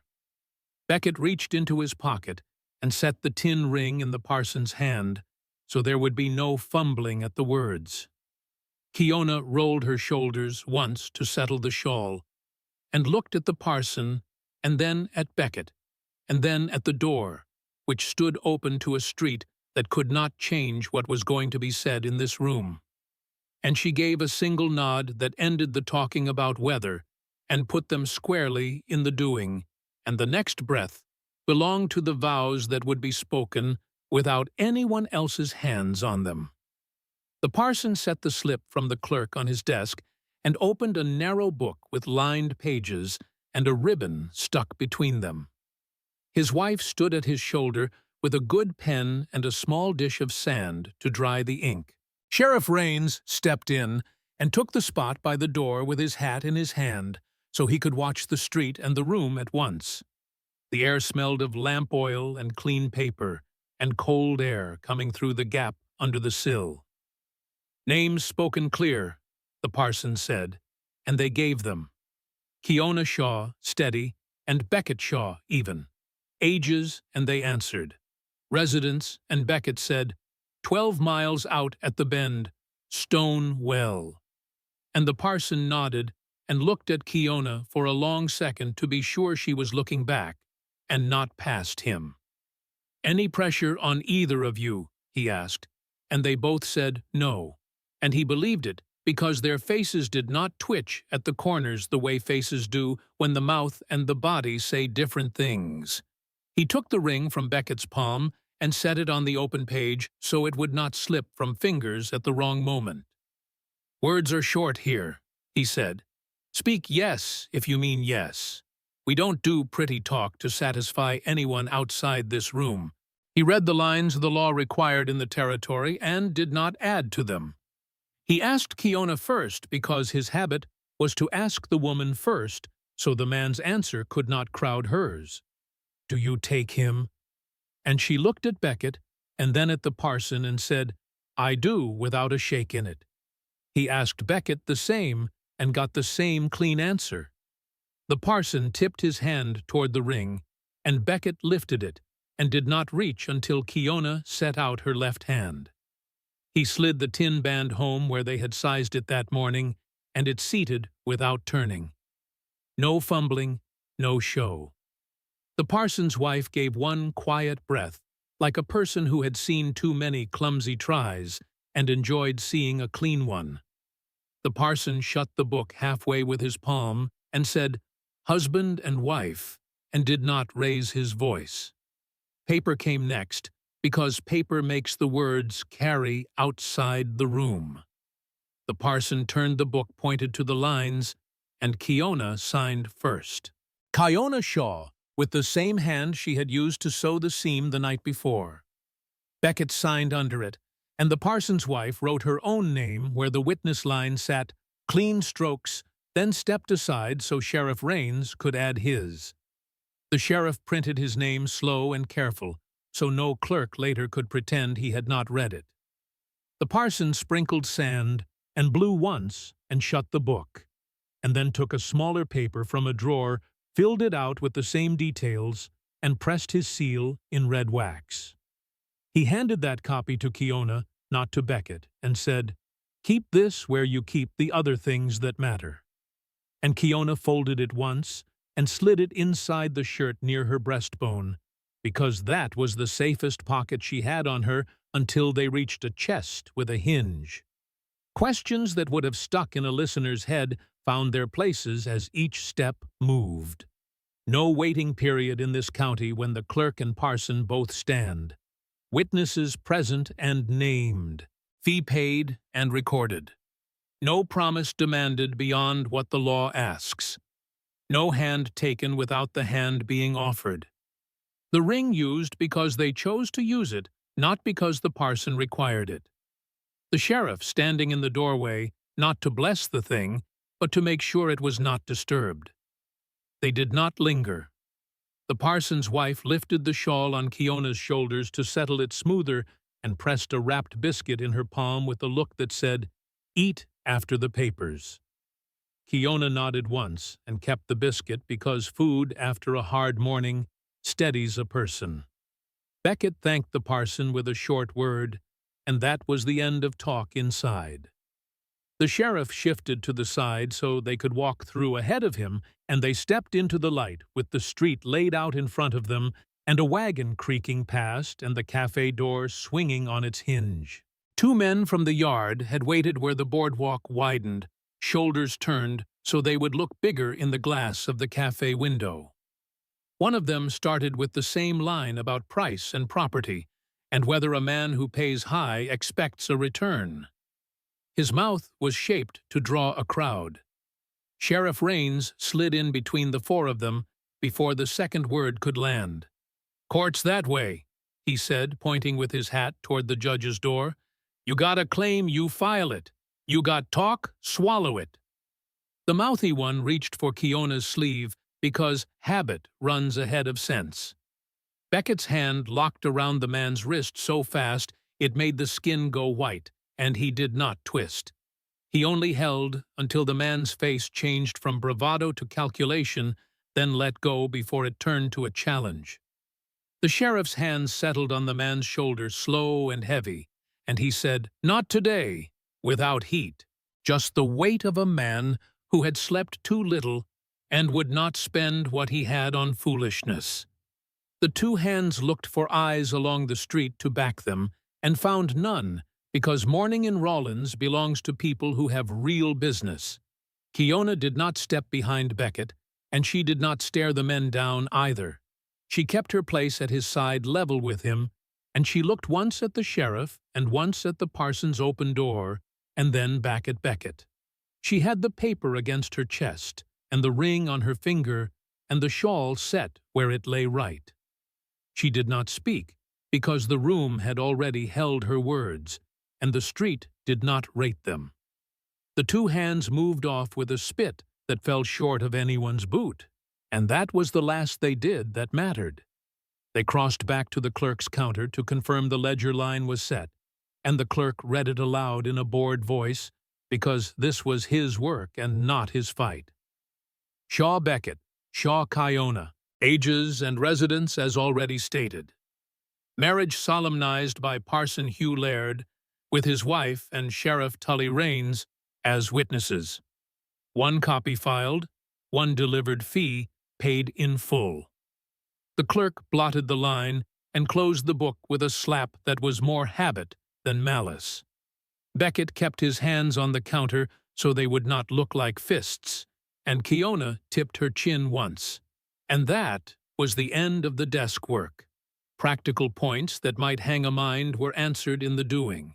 No need for a father or guardian, because the parson had asked age and consent and taken her clear yes. No demand for a church service, because the law here lived in the courthouse and in the parson's room. No change to her first name, because it was hers. Last name chosen by her and written by her hand. The sheriff's presence recorded so no one could later pretend the thing had been done in a corner. Outside again, Beckett untied the reins and set his boot in the stirrup, and looked at the street one more time, the way a man checks a gate after he shuts it. Kiona mounted without help, the biscuit still in her coat pocket for later. The ring catching one hard glint of winter sun, and then going quiet. Sheriff Rains tipped the brim of his hat down and said to both of them, "Ride on." Not as a blessing, not as an order, just the next step named. Beckett said, "Much obliged," and meant it only for the space held clean at the door. And Kiona looked once back at the parson's wife, who had stepped to the stoop and lifted her chin in return. Then they set their horses to a steady pace down the street without stopping at the cafe or the mercantile, because a morning like this stays right if you keep it moving. By the time they cleared the last building and the wagon ruts joined the open road, the noise of Rawlins had thinned to a scrape of wheels and a shout far off. The creek line showed ahead, and the country opened the way it does once you pass the last boardwalk. And the last of the questions anyone might still carry: would the town try to undo what was done? Would a loud mouth turn into a hand with a weapon? Would the parson hedge? Would the clerk stall? Would the sheriff hold the doorway? Would Kiona speak for herself? In the room had been answered by steady steps and names written where they cannot be rubbed out. The rest of the day stood waiting on the far side of the second rise, where the wind ran clean and the horses knew the way without being told. They left Rawlins without looking back, and the horses settled into a pace that could be held, and the road opened wide and clean, and by the second rise the town noise had turned into one thin scrape behind them, and the creek line showed like a strip of glass. And they spoke little, because the work of the morning had taken most of their words, and what was left should be saved for when a thing truly needed saying. Kiona was the first to break the silence. "That man watching from the rise. Hargrove's man." Beckett nodded. "I saw him. He'll tell Hargrove." "Yes." She considered this. "And Hargrove will care that you took what he thinks was his." Beckett's jaw tightened. "Hargrove takes what isn't his every day. Land, cattle, people. He doesn't like when someone refuses to play his game." "I've seen his ranch," Kiona said, her voice dropping lower. 3 summers ago. My cousin was taken there. We never saw her again. Beckett glanced at her. I'm sorry. It's why I was by the creek that day, she said, looking for signs of her. I went too far from our camp. They rode another mile in silence, the implications settling between them. Hargrove has the judge in his pocket, Beckett said finally, and half the deputies, but not the sheriff, not Raines. Will it be enough? She asked. It will have to be, he said. We have the papers. We have witnesses. We have the law, even if the law doesn't always work the way it should. By the time the stone well came into view, Pike's bark reached them from the yard and then dropped to a low huff as he caught their scent, and the house stood the same as they had left it, which is how a house ought to stand on a day when the law has been used for its proper purpose. He swung down first and loosened cinches and checked fetlocks with quick hands, and she stepped to the bucket rope and hauled water, hand over hand, and let each horse drink without rushing, and then led the spare mare to the rail while he ran a palm along the boards of the porch to feel for any draft he had missed. There was none. Inside the kitchen, the air held last night's heat under the stove lid, and the square of light in the window had shifted to the far side of the table, and she set the shawl the parson's wife had given her on a peg beside the door, because a thing worn for a certain hour should have a place to rest when that hour is done.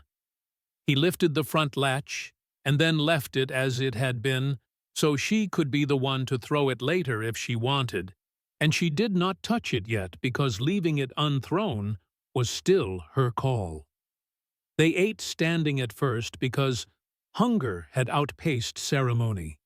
Bread warmed on the stove board, the wrapped biscuit the parson's wife had pressed in her hand. Coffee poured and not left to boil long this time. And when the edge was taken off, they sat, and the full weight of what had been written and spoken in town spread out over the room in a way that did not press. He set a small tobacco tin on the table and pushed it to her side and waited. Clerk's copy is ours, he said, and the parson's paper with the seal. Both folded clean. She opened the tin and saw the red wax mark and the neat fold and the scratch of the clerk's hand, and closed the lid and held it a moment against her palm, because the weight of paper is light and the meaning is heavy. Then she said, "This stays where I can find it without asking." And he nodded toward the cedar chest, since that was the best they had, until he built something better. He glanced at the mended dress laid across the chair, and then at the seam she had reset at the neckline, and the way it framed her how she chose, and not how the yard had torn it. And he did not comment, because praise can feel like measuring when a woman has had enough of being measured. He took up hammer and a length of bracewood and walked to the corral, and she followed with a bucket of nails, and the dog trailed and lay where he could keep both of them in sight. The middle rail that had sagged since last thaw lifted with a grunt and held steady while he drove the brace. She set her shoulder under the end without being asked, and he did not call out warnings because she knew how to carry weight, and the board sat tight once the nails bit. And he tested it twice with his hands and once with his hip, and then let go. Small work, but it changed the look of the whole pen. In the quiet that followed, she beat the dust from the deerskin on the porch rail with the flat of her palm and clipped two fringe ends that had ragged and rethreaded a missing bead from the little packet she had spotted in the trunk. She brushed the wool coat and folded it over the chair back by the window in the spare room. And she set the tobacco tin at the bottom of the trunk and shut the lid and opened it again to be sure her hands could find the hinge, and then shut it once more. She turned the window latch a full turn and left the sash a finger's width so air could move, because air moving means a door is yours to close when you choose. And that was still the rule of the day. The evening settled in, and they moved around each other with the ease of people who have found a rhythm that works. Supper was simple, the last of the beans and more bread, but it tasted better than it had the night before. As darkness fell, Kiona heard hoofbeats on the road, still distant, but coming their way. "Someone's coming," she said, and Beckett was already at the window, the Colt in his hand. Pike let out a low growl from the porch where he'd gone to investigate. "How many?" she asked. "More than one," Beckett said, his voice tight. "4, maybe 5 riders." He moved to the door and opened it a crack, peering out into the gathering darkness. "Lanterns," he said. "They're not trying to hide." "Hargrove?" Kiona asked, and the name hung between them. "Maybe." Beckett checked the Colt's cylinder and then reached for the Henry on the rack. "Stay inside. I'll meet them in the yard." She touched his arm. "No, I have papers. I have a name. They face both of us." He looked at her for a long moment, then nodded once. "Together, then." They stepped onto the porch as the riders came into view. 5 men on horseback, led by a broad-shouldered figure on a black stallion. Lantern light caught on the silver conchos that studded his saddle and the polished handle of the pistol at his hip. "That's Hargrove," Beckett said quietly. "Wilson Hargrove." Hargrove reined in at the gate, not bothering to dismount. His face was hard to make out in the darkness, but his voice carried clearly across the yard. "Evening, Shaw," he called. "Heard you got yourself a wife today." "What business is that of yours, Hargrove?" Beckett called back, the Henry held loose but ready at his side. Hargrove laughed a sound without humor. "Could be my business when the woman's stolen property." "No one here is property," Beckett replied, "and no one's stolen." "That right," Hargrove shifted in his saddle. "Funny how 3 of my men tell a different story. Say they caught this squaw trespassing on my land. Say they were bringing her in for the law to deal with when you interfered." "Your men lie," Kiona said, her voice carrying clear in the night air. "And I have papers that say I'm Kiona Shaw, not property." Hargrove's attention shifted to her, and even in the dim light she could feel the weight of his stare. "Papers," he said, drawing out the word. "Funny thing about papers. They can get lost. They can burn. They can be ruled invalid by a judge who knows the territory's interests." "What do you want, Hargrove?" Beckett asked, cutting through the threats. "What I always want, Shaw. A fair deal." Hargrove leaned forward on his saddle horn. "I'm buying land in this valley. All of it eventually. Your patch is small, but it sits on good water. I'll give you fair price for it, more than fair, considering the circumstances. And if I'm not selling," Hargrove's voice hardened, "then things get complicated. Seems to me a man who keeps company with Indians might have his loyalties questioned, especially a man with your history." Beckett stiffened beside her. "Oh yes," Hargrove continued. "I know about your bounty hunting days. Shaw, I know about that Apache who died on your watch. How do you think that story would play with the territorial authorities? A former bounty hunter, harboring Indians, may be passing information to the hostiles." "That's a lie," Beckett said, but his voice had an edge now. "Truth lies." Hargrove waved a hand dismissively. "It's what people believe that matters, and people around here believe what I tell them to believe." He straightened in his saddle. "I'll give you a week to think on my offer. Fair price for your land, and you two can leave the territory with no trouble. Or stay and see how much trouble I can make." With that, he wheeled his horse and started to ride away, then paused and looked back. "1 week, Shaw, and keep your wife close. There are still men looking for runaway Indians in these parts." The riders turned and disappeared into the darkness, the sound of hoofbeats fading gradually into the night. Beckett and Kiona stood on the porch until the last echo died away. Pike circled the yard, sniffing at the ground where the horses had stood, hackles still raised. "He won't wait a week," Kiona said finally. "No." Beckett agreed. He won't." They went back inside, and Beckett threw the latch this time, checking it twice to make sure it was set. He placed the Henry back on the rack, but kept the Colt on his belt. "What did he mean about your history?" Kiona asked, sitting at the table, her hands flat on the surface. Beckett's jaw worked. "It's like I told you. I was a bounty hunter. I brought in a man who died. But Hargrove makes it sound like I worked for him, like I hunted for him." "Did you?" "No." The word came sharp and definite. "But it doesn't matter. Hargrove owns half the county officials. He can make any story stick if he wants to." "Then we fight," Kiona said simply. He looked at her, surprise crossing his face. "We fight," she repeated. "Not with guns, though that too if it comes to it, but with the law first. With witnesses. With people who know what Hargrove really is." Beckett sat across from her. Who would stand against him? He wasn't wrong about the influence he has. "Sheriff Raines," she said. "The parson and his wife. Dr. Mills at the drugstore, I saw how he looked at us. And others, maybe.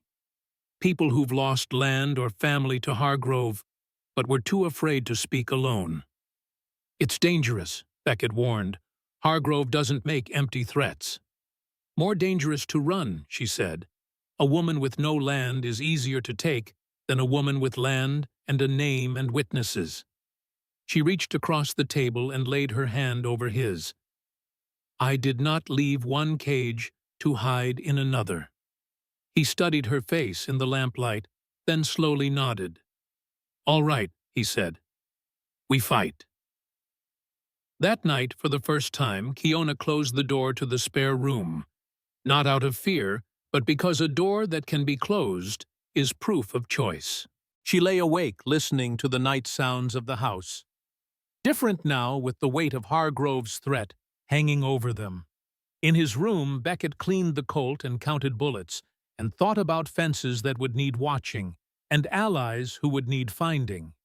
Sleep came late to both of them, but it came with resolve rather than resignation. By first light, they would need a plan. By week's end, they would need more than paper to keep what was theirs. Outside, the wind picked up, rattling the shutters. Something that might have been a distant rider passed on the road, then faded into the night. Pike growled once from his place by the door, then settled back with watchful eyes. The first day of their marriage had ended with a threat. The second would begin with defiance. End of Part 3. Continue to Part 4. Retriaviet, Teep Part 4, Quang Vorn Huen, to Edit Souls of the Frontier, Part 4. The Gathering Storm. The next morning broke cold and clear, with frost rimming the window glass, and smoke from the stovepipe rising straight in the still air. Kiona woke early, listening to Beckett's movements in the kitchen, the soft scrape of the coffee pot, the careful closing of the stove door, the familiar rhythm of a man trying not to wake another. She rose and dressed in the deerskin dress with the mended seams, running her fingers over the tin ring that caught the first pale light through the window. She opened the door she had closed the night before, and stepped into the shared space of the house. Beckett looked up from the stove, nodding once in greeting. His face showed the marks of too little sleep, but his eyes were clear and focused. "I've been thinking," he said, setting a cup of coffee on the table for her, "about Hargrove." "As have I," she said, taking the cup and letting the warmth seep into her hands. "He'll move faster than a week," Beckett said. "That was just for show. First he'll try to turn the town against us. Stories about you being stolen property, about me being a renegade sympathizer." Kiona nodded. "Then, when that doesn't work fast enough, men will come. Not Hargrove himself. His hands. They'll test the fences, maybe run off stock. And when that doesn't work, they'll come at night," Beckett finished. Fire, maybe. Or just numbers too great to fight. They sat with this knowledge between them, sipping coffee that tasted better than yesterday's because today's had purpose in it. "We need allies," Kiona said finally. "We have some," Beckett replied. "Sheriff Raines, the parson and his wife. Dr. Mills seemed to have no love for Hargrove." "Not enough," she said. "Not against a man who owns half the county." Beckett's jaw tightened. "No, not enough." Pike whined at the door, wanting out, and Beckett rose to let him. The dog bolted into the yard, circling once before disappearing around the corner of the house on his morning patrol. "There are others," Kiona said. "Others Hargrove has wronged. My people. The small ranchers whose land he's taken. The families of women who've disappeared. Finding them is one thing," Beckett said. "Getting them to stand together is another." "Then we start with those we know," she said. "Today." They finished breakfast in the sharpening light, the plan taking shape between them. They would ride to Mrs. Dayton's first, then circle to town to speak with Dr. Mills and the sheriff. A circuit that would let them measure who might stand with them and who might turn away. Beckett loaded the Henry and checked the Colt, and set both where they could be reached. Kiona took the papers from the cedar box and tucked them inside her dress close to her skin, where they could not be lost or taken. They mounted up with Pike left to guard the house and rode north under a high winter sky. Mrs. Dayton's small homestead sat nestled against a low ridge 3 miles from Beckett's land. A thin stream cut through the pasture where a dozen goats grazed on winter dry grass. Smoke rose from the stone chimney, and a woman's figure straightened from the garden patch as they approached. Mrs. Dayton was a widow of 10 years, standing with gray-streaked hair tied back in a severe knot and hands that showed the work of keeping a place alone. She watched them come with a stillness that betrayed neither welcome nor rejection. "Morning, Charity," Beckett called as they neared. "Beckett Shaw," she replied, setting down her trowel and wiping her hands on her apron. "Heard you got married." "News travels," he said, dismounting. "News like that does." Her eyes moved to Kiona, who had also dismounted and stood straight beside her horse. This would be the bride, then. "Kiona Shaw," Beckett said, and Kiona heard the quiet pride in the way he spoke the name. Mrs. Dayton's eyes narrowed slightly. "Apache," she said, not a question. "Yes," Kiona answered. Mrs. Dayton studied her for a long moment, then gave a single nod. "Well, come inside then.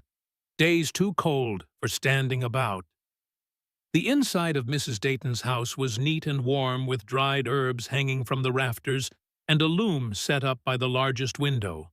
She poured coffee from a pot that seemed always ready and set 3 cups on the table without asking. "Now," she said, sitting across from them. "What brings you besides showing off a new wife?" "Hargrove," Beckett said, and the name changed the air in the room. Mrs. Dayton's face hardened. "What's he done now?" "Came to our place last night," Beckett said. 5 riders. Said he wants my land, and he doesn't much care for my choice of wife."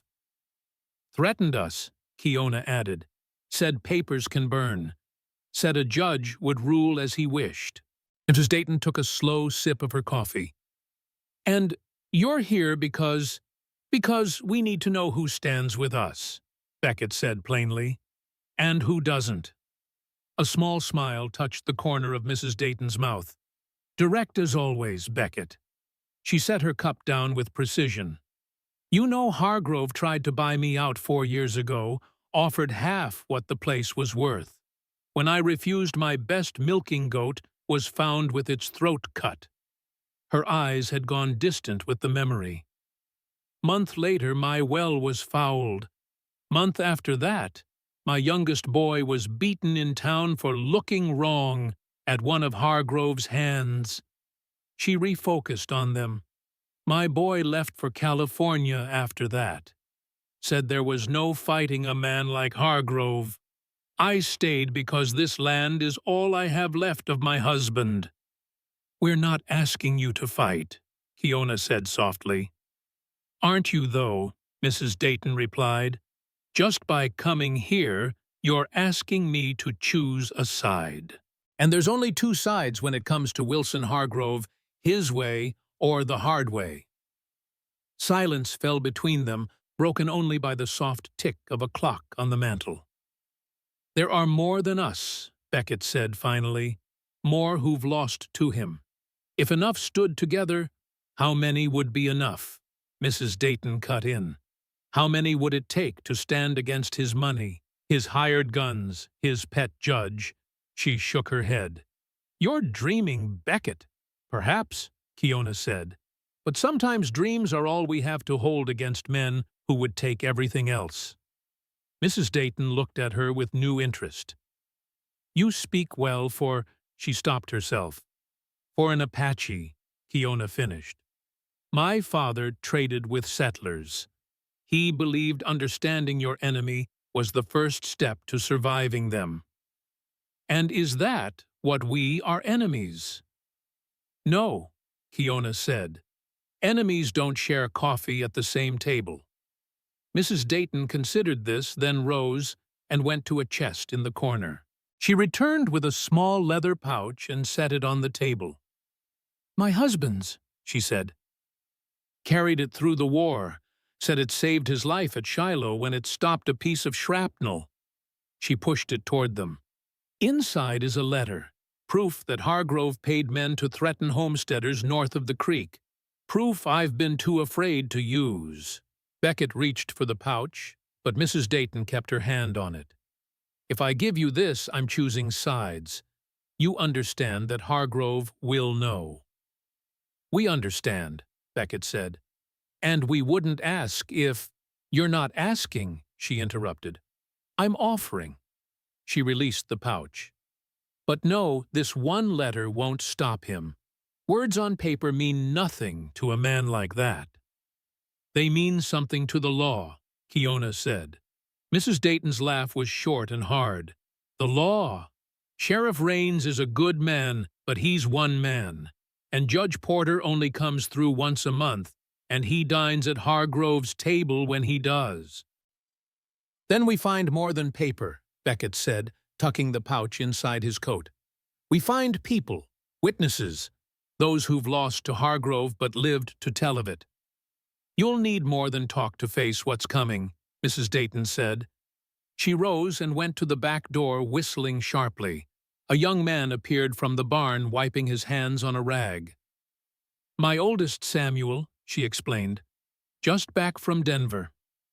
Samuel Dayton was broad-shouldered and solemn-faced, with his mother's direct gaze. He nodded to Beckett and looked curiously at Kiona as he entered. "Sam," Mrs. Dayton said, "Mr. Shaw here is having trouble with Hargrove." Understanding passed over the young man's face. "The land by the creek." "And more," his mother said. "I've given them your father's letter." Samuel's eyes widened. "Mother." "It's time," she cut him off. "Past time."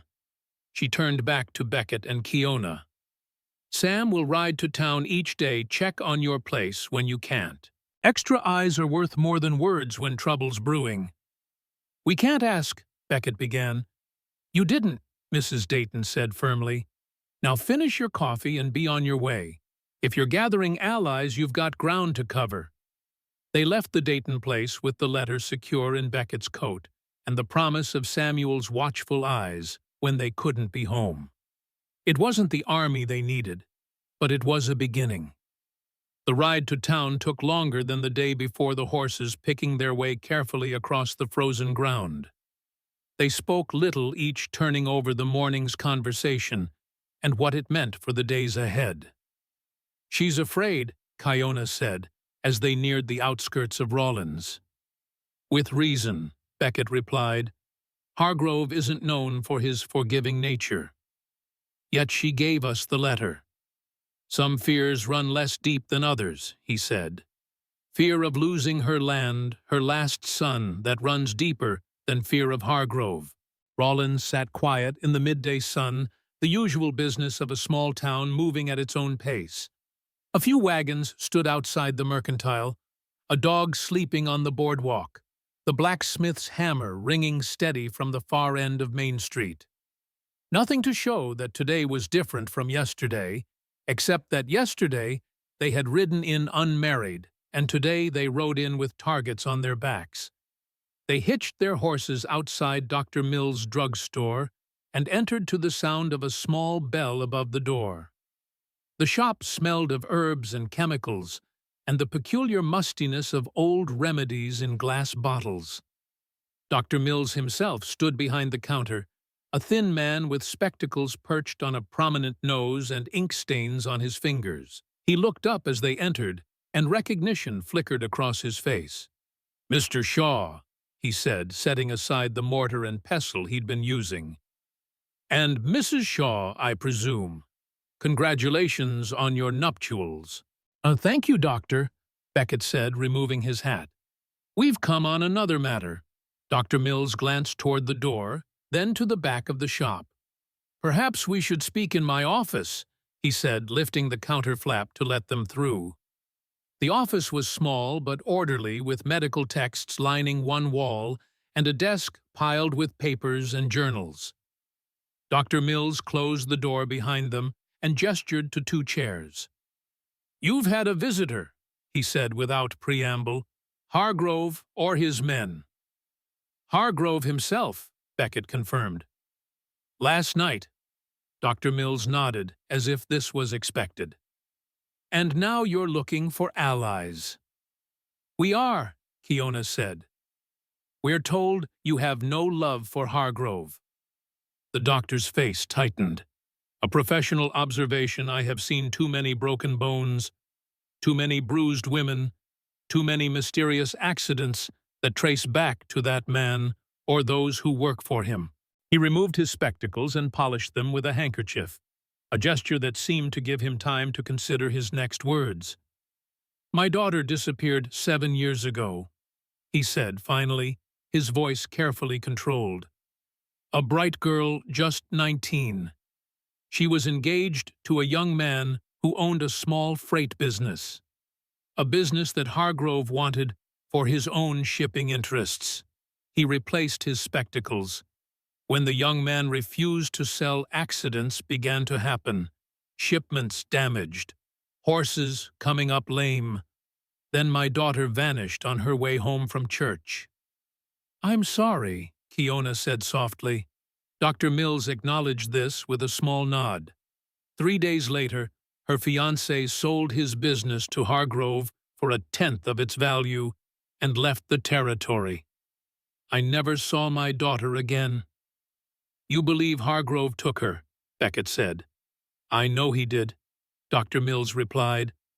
"But knowing and proving are different matters." "We may have proof," Beckett said, and explained about Mrs. Dayton's letter. "But we need more, and we need people willing to stand with us when the time comes." Dr. Mills was silent for a long moment. "What you're proposing is dangerous," he said finally. "Hargrove doesn't just own land and businesses, he owns people, officials, men with guns and badges." "Not all of them," Kiona said. "Sheriff Raines." "Is one honest man surrounded by wolves," Dr. Mills finished. "But yes, Raines is his own man, a good one." He sighed heavily. "I've kept silent for 7 years, treated the injured, buried the dead, and said nothing because one man alone cannot stand against what Hargrove has built."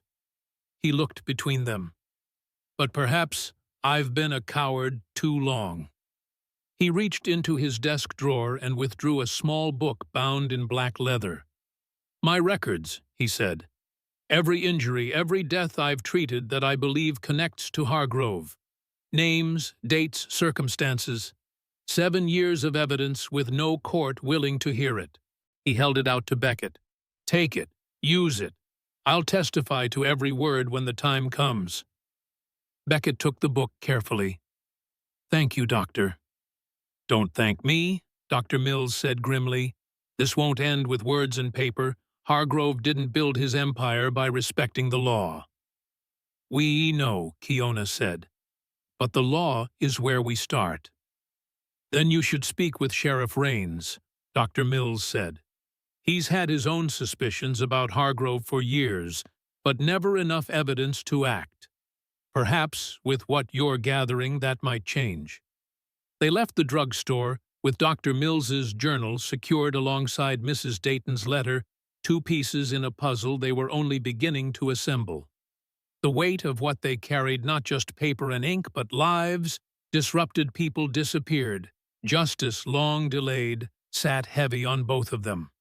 The sheriff's office stood at the end of Main Street, a simple building with barred windows and a worn wooden sign.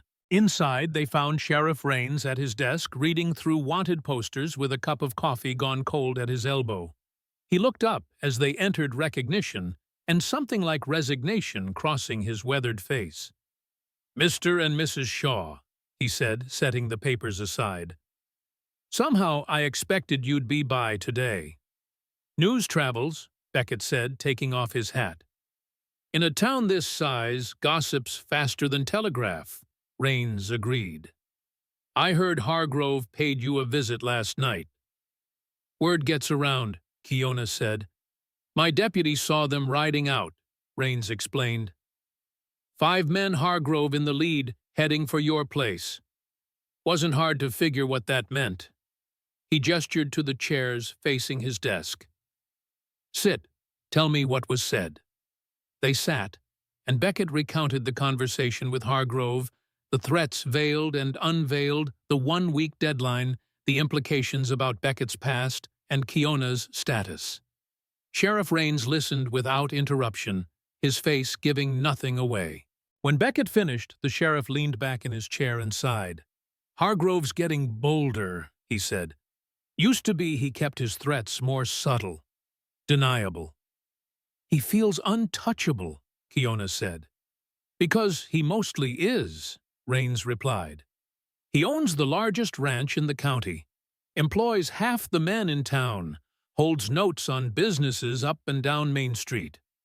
He gestured out the window.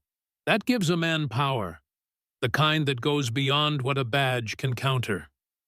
"Yet you stood with us yesterday," Beckett pointed out, "at the Parsons, against his men." "Standing against a few mouthy cowboys is one thing," Raines said. "Standing against Hargrove himself is another." He studied them both. "What do you want from me?" "Justice," Kiona said simply. The sheriff's laugh was short and without humor. "Justice? In this territory, that's a luxury few can afford." "Then we'll make it more affordable," Beckett said. He placed Dr. Mills's journal and Mrs. Dayton's letter on the desk. "We're gathering evidence, witnesses, people Hargrove has wronged who are finally willing to speak." Sheriff Raines looked at the items but didn't touch them. "Evidence is only useful if a judge will hear it, and Judge Porter dines at Hargrove's table," Beckett finished. "We know. But there's a circuit judge due next month, Judge Hawkins. They say he's honest." "If he lives that long," Raines muttered. He finally reached for the journal, opening it and scanning a few pages. His expression darkened as he read. "Mills kept this all these years." 7 years, Kiona confirmed. "Since his daughter disappeared." Raines nodded slowly. "I remember. Pretty girl. Engaged to that freight operator who sold out and left town." He looked up. "Mills never said he suspected foul play." "Would it have mattered if he had?" Beckett asked. The sheriff's face tightened. "Maybe not then. I was newer to the badge, had less to work with." He closed the journal. "But this is a start. This is, if others are willing to stand with you to testify." "They are," Kiona said. "More will be." Raines studied them both for a long moment. "You know what you're starting." This isn't just about your land or your marriage. This is about breaking Hargrove's hold on this county. That won't come cheap or clean." "We know," Beckett said, "but some things are worth the cost." The sheriff rubbed a hand across his face, suddenly looking every one of his 58 years. "I've watched Hargrove build his empire for a decade," he said. "Seen good people run off their land, seen others disappear, seen the law twisted to serve his purposes. And I've done too little, told myself one man with a badge can't fight the tide." He straightened in his chair. "Maybe it's time that changed." "You'll stand with us?" Kiona asked.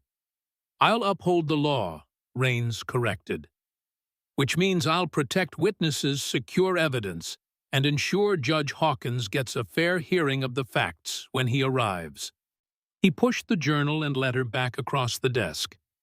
"Keep these safe. Gather more if you can. And watch your backs. Hargrove won't wait for legal proceedings if he thinks he's cornered." "What about his 1-week deadline?" Beckett asked. "He won't honor it," Rains said flatly. "Expect trouble sooner. I'll send a deputy to ride past your place when I can, but I can't post a man there full-time." "We have help," Kiona said. "Mrs. Dayton's son will watch when we can't." "Good," Rains nodded. "And I'd suggest stocking supplies. Food, ammunition. Once Hargrove realizes what you're doing, he might try to cut you off, make it hard to come to town." They left the sheriff's office with the evidence secured once more and a cautious sense that the day had gone better than they might have hoped. 3 allies, where before they had none. It wasn't enough to face Hargrove's reach, but it was a beginning. As they mounted up to leave town, Beckett noticed a man watching them from the saloon doorway, one of the hands who had been at the auction. The man made no move toward them, but his stare followed them as they rode past. "Word will get back to Hargrove," Beckett said as they cleared the town limits. "About our visits today." "Let it," Kiona replied. "Let him know we're not hiding." The ride home was tense, both of them watching the ridgelines and scanning the brush for any sign of movement. But the land remained empty, save for a hawk circling high overhead and a small herd of pronghorn grazing on a distant slope. They were a mile from home when they saw the smoke. It rose in a thin column against the pale sky, black and oily, in a way that spoke of more than a cooking fire or brush burning. Beckett kicked his horse into a gallop without a word, and Kiona matched his pace, her heart hammering against her ribs. As they crested the final rise, the ranch came into view. The house still stood, but the small shed behind it was ablaze, flames licking up the dry wood and smoke billowing into the winter air. Pike was barking frantically, running circles around the fire, but unable to do anything to stop it. They rode hard into the yard, Beckett leaping from his horse before it had fully stopped. "Get water!" he shouted, running for the well. Kiona dismounted and grabbed buckets from the porch, then ran to join him at the well. They worked in desperate tandem, hauling water and throwing it on the flames, but it was clear the shed was already lost. The best they could do was keep the fire from spreading to the house or barn. 20 minutes of frantic work left them soot-stained and gasping, the shed a smoldering ruin, but the rest of the ranch intact. Pike whined at their feet, his fur singed in places where he'd gotten too close to the flames. "They weren't trying to burn us out," Beckett said, looking at the blackened timbers. "Not yet. This was a message." Kiona nodded, wiping sweat and ash from her face. "The first warning." They searched the yard carefully and found what they expected: hoofprints of several horses, fresh enough to have been made within the hour. 4 riders, maybe 5, who had come while they were in town, set the fire and ridden off. "Hargrove doesn't wait," Kiona said, studying the tracks. "Just as Sheriff Rains said." Beckett's face was grim as he surveyed the damage. The shed had held tools, spare lumber seed for spring planting things that could be replaced, but would cost money and time they could ill afford to spend. "This is just the beginning," he said. "They'll be back. And next time, they won't stop at the shed." Kiona touched his arm. "Then we'd better be ready." They spent the remaining daylight hours securing what they could. Beckett moved his most essential tools to the barn and reinforced the door with a heavy bar. Kiona brought water into the house in case the well was tampered with and set their food stores where they could be quickly gathered if needed. As darkness fell, they sat at the table with the lamp turned low, the evidence they had gathered spread before them. Dr. Mills's journal, Mrs. Dayton's letter, their own marriage certificate, and the torn halves of the sale paper from the auction yard. Pieces of a story that was still being written. "Tomorrow, we ride to the Apache camp at the reservation line," Kiona said.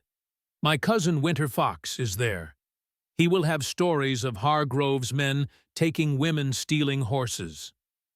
"It's risky," Beckett said. "The Indian agent watches those camps closely. If he's in Hargrove's pocket, he is," Kiona confirmed. "But there are ways to speak that he won't see or hear. My people have been hiding words from white men for generations." Beckett nodded slowly. "All right, we leave at first light." They banked the stove for the night and checked the doors and windows, setting small tells that would alert them if anything had been disturbed, a thread across the door, a stick balanced on the sill. Small precautions against whatever might come in the darkness.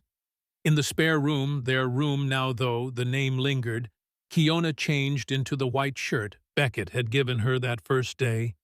It felt like a lifetime ago already. She ran her fingers over the tin ring on her finger, the simple band that now carried so much meaning. She turned to find Beckett watching her from the doorway, his face half in shadow. "I'm sorry," he said quietly, "for bringing this trouble to your door." "It is our door now," she replied, "and the trouble was coming either way. Hargrove would never have let an Apache woman leave that auction yard and live free." He crossed to her and took her hands in his calloused thumbs running gently over her knuckles.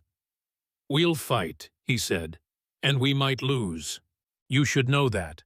"I've been losing all my life," Kiona said. "My land, my people, my freedom. But I am still here." She met his eyes steadily. "And now I have something worth fighting for." "What's that?" he asked. "A choice," she said simply. "My choice to stand, to fight. To live or die as Kiona Shaw, not as someone's property." He nodded once, understanding in his eyes. "Then we stand together." Outside, the wind picked up, rattling the repaired shutter.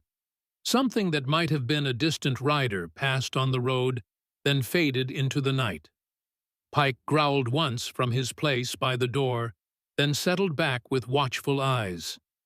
Their second day of marriage had ended with fire. The third would begin with defiance. Dawn came with a thin gray light that barely penetrated the frost-covered windows.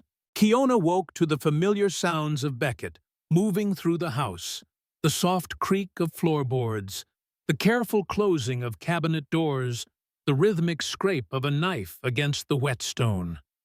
She dressed quickly in the chill air, the deerskin dress now feeling like armor rather than merely clothing. When she stepped into the main room, Beckett looked up from his work at the table. The Henry rifle lay cleaned and oiled before him, and a row of cartridges gleamed in the early light. "Ready?" he asked simply. She nodded, touching the papers secured inside her dress. "Always." They ate a quick breakfast of cold bread and dried beef, both understanding that today's journey carried different risks than yesterday's. The Apache camp at the reservation line was watched carefully by both the Army and the Indian agent, a man named Crawford, who was known for his harsh enforcement of boundaries and restrictions. "If we're stopped," Beckett said as he checked the cinch on her saddle, "we say we're trading for hides. Nothing about witnesses or Hargrove." "Crawford reports to Hargrove," Keona confirmed. "Every Apache knows this. Nothing is said near him that we don't want carried to White Ears." Pike circled the yard restlessly as they prepared to leave, sensing the tension in their movements. Beckett bent to scratch behind the dog's ears. "Guard the house," he told Pike. "We'll be back by nightfall." They rode east with the rising sun at their backs, following the creek that marked the edge of Beckett's property, before turning north toward the hills that separated settled ranch land from the much-reduced Apache territory.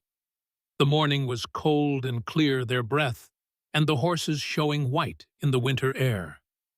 They spoke little during the ride, each absorbed in their own thoughts and watchful of the landscape around them. Once they spotted dust on the horizon that might have been riders, but it veered away to the north without approaching.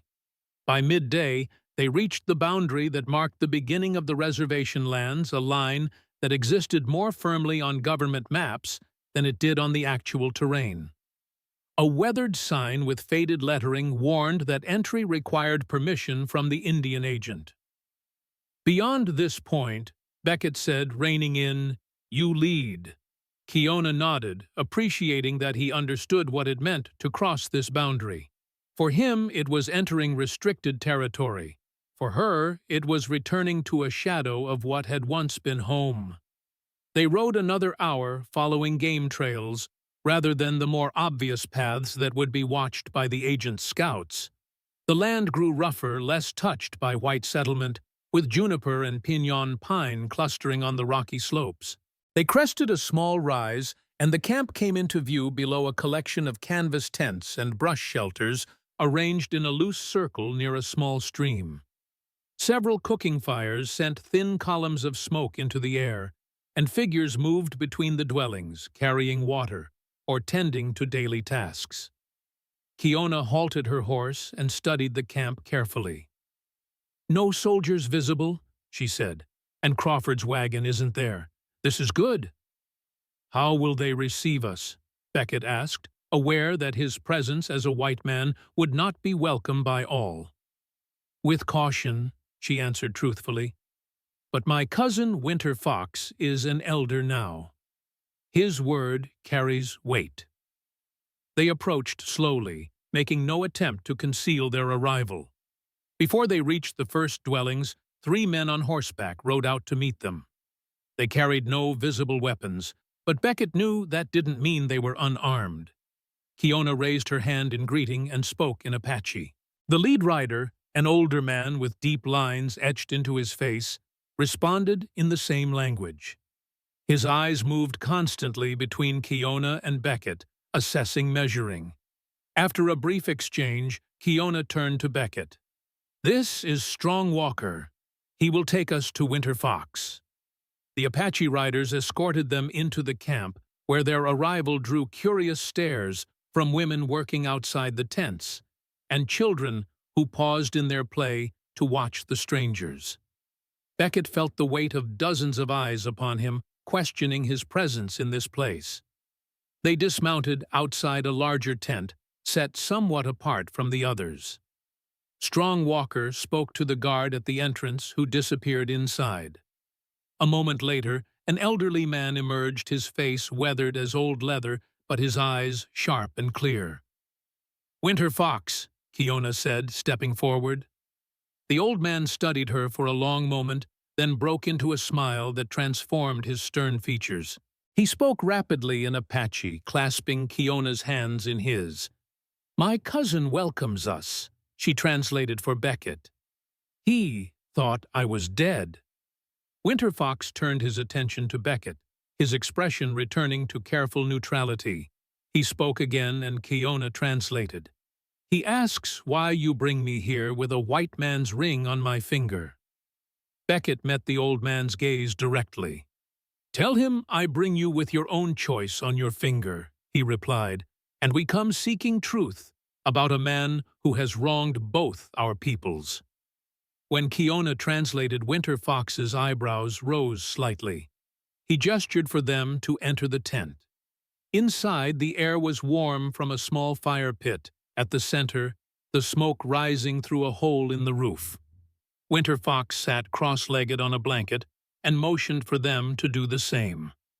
A young woman brought them cups of hot tea made from local herbs, then withdrew silently. For the next hour, Kiona and Winter Fox spoke in Apache, the conversation flowing like water around stones, touching on family events since they had last met, careful questions about her captivity and marriage. Beckett sat patiently, understanding that this reconnection was necessary before any business could be discussed. Finally, Winter Fox turned to Beckett and spoke in halting but clear English. "My cousin says you save her from bad men, that you give paper and name but ask nothing. This true?" "It's true I tore the paper that would have made her property," Beckett answered. "But she saved herself by her own strength. I only opened a door." Winter Fox nodded slowly, seeming to approve of this answer. "Why you come here now? Dangerous for white man. More dangerous for Apache woman with white man." Kiona leaned forward. "We seek witnesses against Wilson Hargrove," she said in English, the name falling like a stone between them. Winter Fox's face hardened at the name. He spoke a few sharp words in Apache, then switched back to English. "Hargrove, bad spirit, takes land, takes women, takes life. He's threatening our home," Beckett explained. "And he has done this to others for years. We're gathering evidence to bring before a judge who might listen." "Judge," Winter Fox's laugh was short and bitter. "White judge, listen to Apache words." "This one might," Kiona said. "If enough speak together, white and Apache both."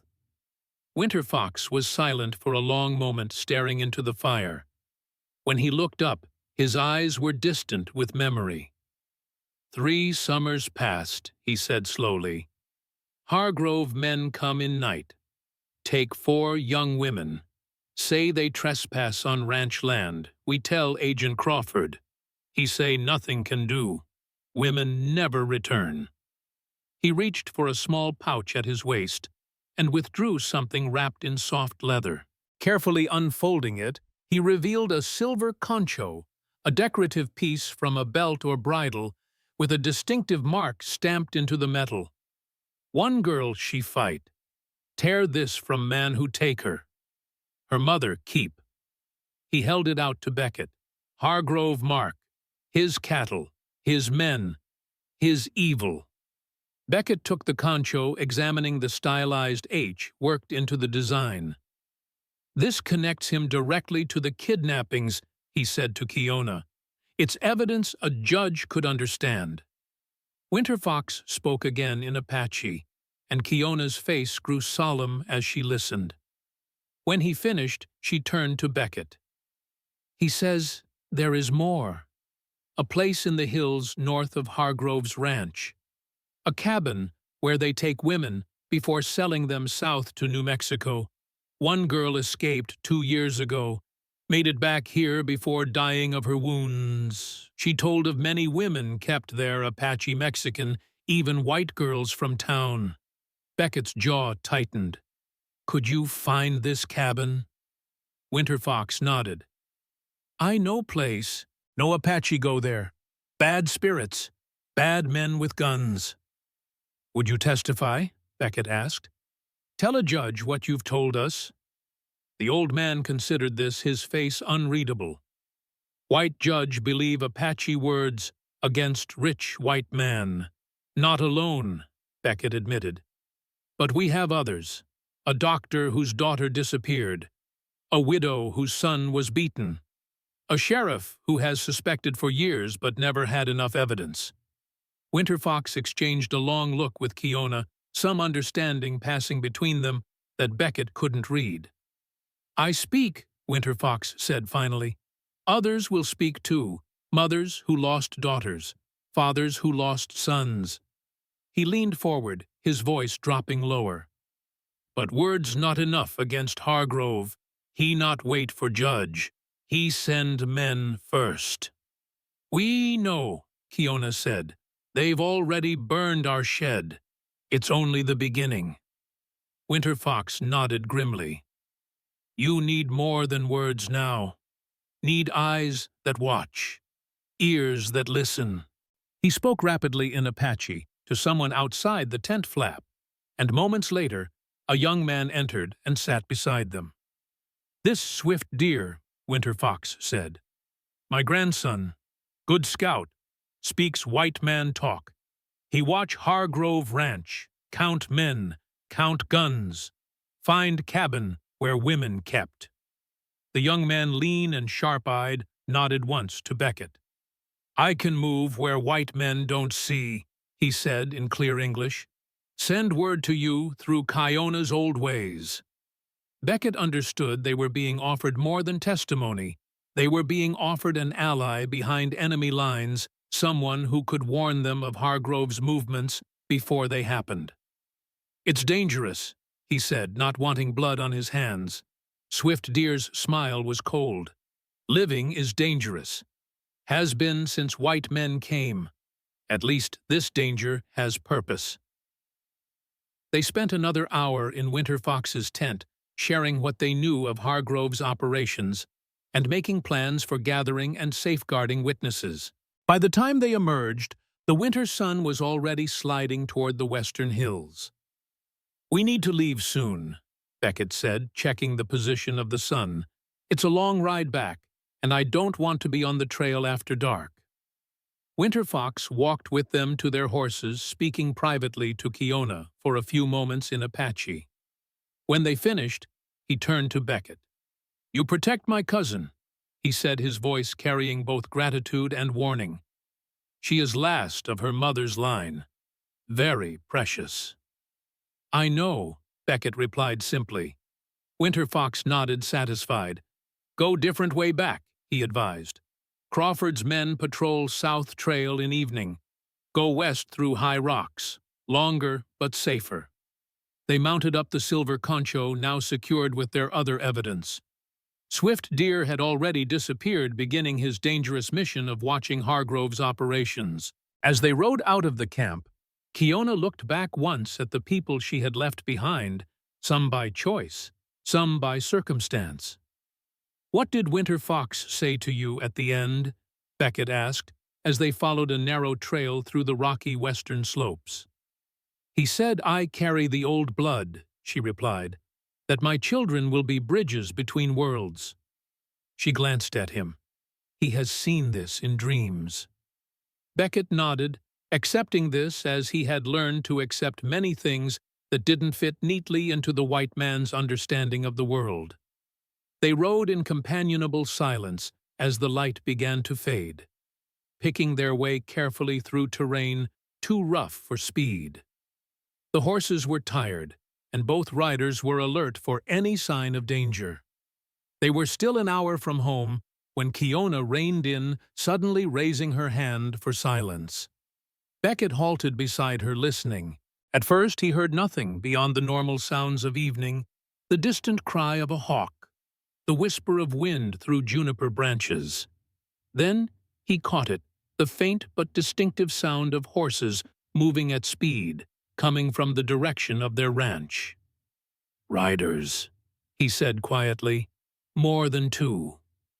Kiona nodded, her face tight with concern. Moving fast from our land. Without another word, they urged their tired horses forward, following a route that would bring them to the ranch from the north instead of the east. The rocky ground made for slow going, but it also allowed them to approach unseen, cresting the final rise as the last light was fading from the sky. What they saw froze the blood in their veins. Smoke. Not the thin wisp from a cooking fire, or the small black column from the shed burning. This was a billowing cloud that rose from where their barn had stood, flames still visible even from this distance as they consumed the wooden structure. No! Beckett breathed, already spurring his horse forward. They galloped the final distance, caution abandoned in the face of what lay before them. As they thundered into the yard, the full extent of the damage became clear. The barn was entirely engulfed beyond any hope of saving. The corral fence had been torn down in places, and the gate hung from a single hinge. Pike was nowhere to be seen. "Pike!" Beckett called, his voice cracking with strain. "Pike!" A weak bark answered from behind the house, and they both ran toward the sound. They found the dog lying in the shadows, blood matting the fur on his right shoulder, where a bullet had grazed him. Kiona knelt beside the injured animal, checking the wound with gentle hands. "Not deep," she said with relief. "He will heal." Beckett ran a shaking hand over the dog's head, then stood to survey the rest of the property. The house still stood, but several windows had been broken, and the front door hung open, swinging slightly in the evening breeze. "Stay here," he told Kiona, drawing the Colt from his holster. "No," she said firmly, rising to stand beside him. Together. They approached the house cautiously, Beckett leading with the pistol ready. The front room had been ransacked, furniture overturned, the stovepipe knocked loose, dishes shattered on the floor. But the real damage was more deliberate. The cedar chest Beckett had made lay splintered, its contents scattered. The shelf where they had kept their papers had been cleared, everything thrown to the floor and trampled. Kiona moved quickly to where the tobacco tin had fallen, its lid sprung open and contents spilled. The parson's certificate was gone. So was Mrs. Dayton's letter. Only scraps remained of Dr. Mills's journal, as if someone had methodically torn out pages before throwing the rest aside. "They took the evidence," she said, her voice hollow. Beckett nodded grimly, still checking the house room by room to ensure no one remained hidden. When he was satisfied they were alone, he returned to the main room where Kiona knelt among the wreckage of their home. "The concho?" he asked. She reached into her dress and withdrew the silver piece still safely secured against her skin along with their marriage certificate. "They didn't get everything," she said with grim satisfaction. Beckett helped her to her feet, both of them standing amid the destruction that had been their home just hours before.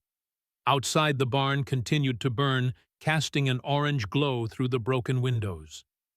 "Hargrove?" she asked, though it wasn't really a question. "Hargrove," Beckett confirmed. "He's not waiting for his deadline now. This was meant to end. It destroy our evidence, our shelter, our hope." His jaw tightened. "He doesn't know us very well." They worked through the night, salvaging what they could. The barn was a total loss, but the house, despite the damage, could be secured enough to keep out the night's chill. They boarded the broken windows with planks from the porch steps and hung a blanket over the damaged door. Pike lay near the stove, his wound cleaned and bandaged, watching them with solemn eyes as they put their home back together, piece by piece. By dawn, they had restored some semblance of order to the main room, though the evidence of violence remained in every splintered board and broken dish. As the first gray light filtered through the boarded windows, Beckett sat heavily at the righted table, exhaustion finally catching up to him. Kiona joined him, her hands raw from hours of work, but her eyes clear and determined. "They think this will make us run," she said. "Or make us easier to kill next time," Beckett added grimly. "Without shelter, without allies, without evidence. What do we do now?"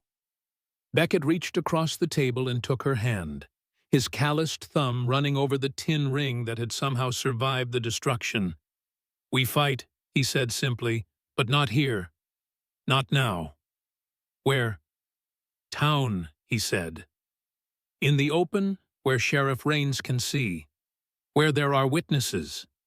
We bring this to Hargrove's door, instead of waiting for him to come back to ours." Kiona considered this. "The judge doesn't arrive for 3 more weeks.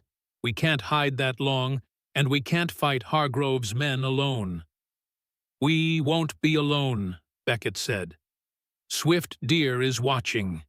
Mrs. Dayton's son is our ally. Dr. Mills will stand with us, and Sheriff Raines may not be able to act without evidence, but he can keep the peace in his own town. So we go to Rawlins, she said, working through the plan. We gather what allies we have. We rebuild our case. And we force Hargrove to act in public, where even his money can't hide everything. Beckett's face was set with determination. He's used to fighting from the shadows. Let's draw him into the light. They rested for a few hours, taking turns keeping watch, then began preparing for the journey to town. They packed what little food remained, the few clothes that hadn't been destroyed, and the precious concho that now represented their best piece of evidence.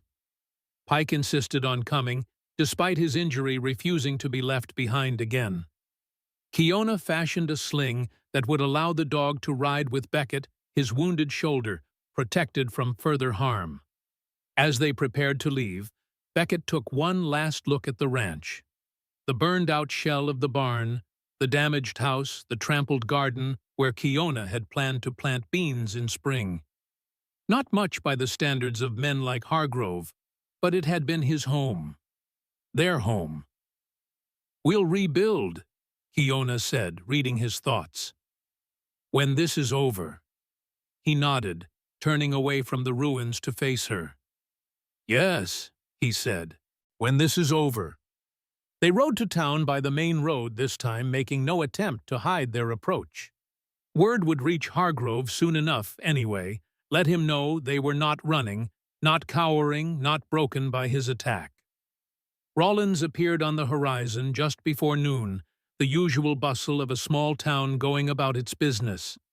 As they rode down Main Street, people stopped to stare at their soot-stained clothes at Pike, in his makeshift sling at the grim determination on their faces. They hitched their horses outside the sheriff's office and entered to find Raines at his desk sorting through wanted posters. He looked up as they entered his weathered face, registering shock at their appearance. "What in God's name?" he began, rising quickly. "Hargrove's men," Beckett said simply. "Burned the barn, ransacked the house, took the evidence we'd gathered." Sheriff Raines sank back into his chair, his face darkening with anger. "When?" "Yesterday while we were gone," Kiona answered. "We were gathering testimony from my people about women Hargrove has taken." Raines shook his head slowly. "I knew he'd move against you, but not this fast, not this open." "He's scared," Beckett said. "Scared of what we're gathering. Scared of what might happen when Judge Hawkins arrives."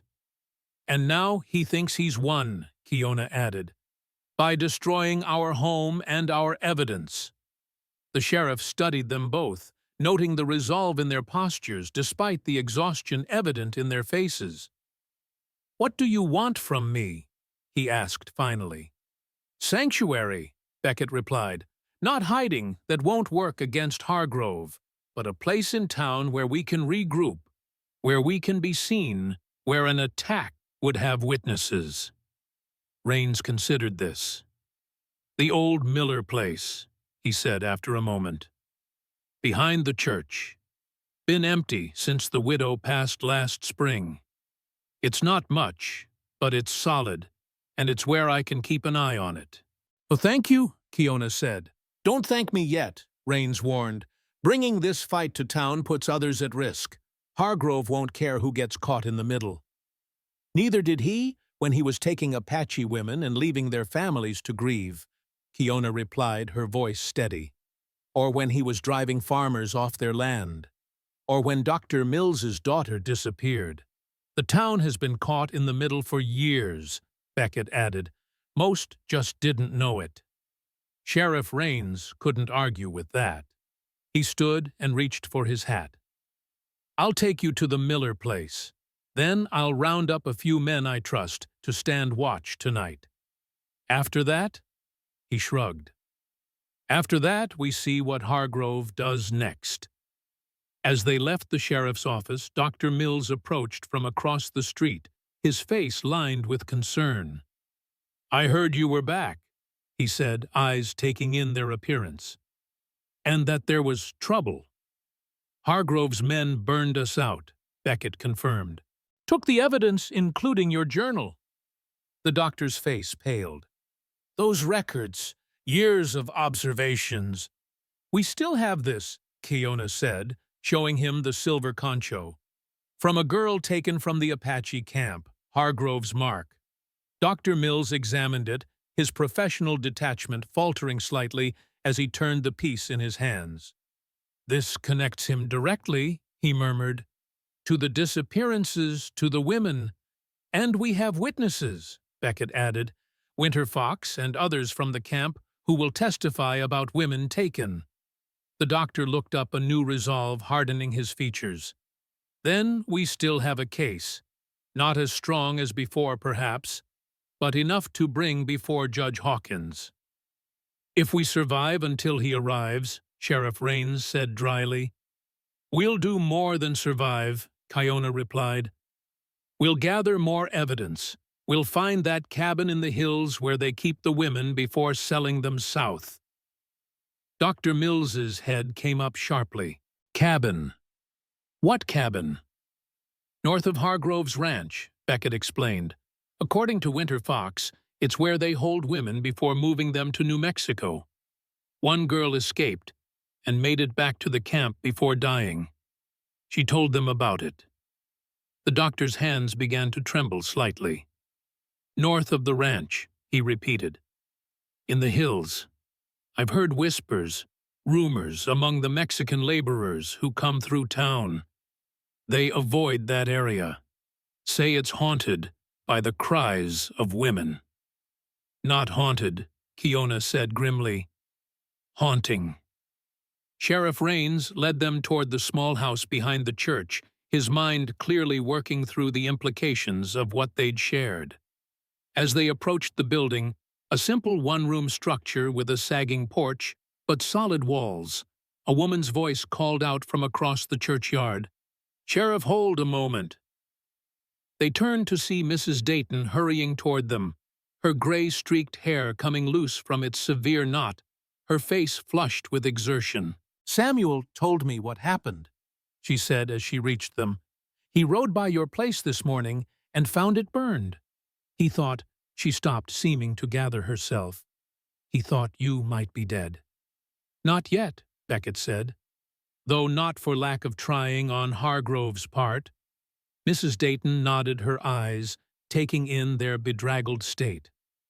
"You'll need supplies, food, blankets." She turned to the sheriff. "The Miller place has been empty since spring. It'll need tending." "We were just heading there," Raines confirmed. "I'll bring what you need," Mrs. Dayton said decisively. "And Samuel will bring word from others.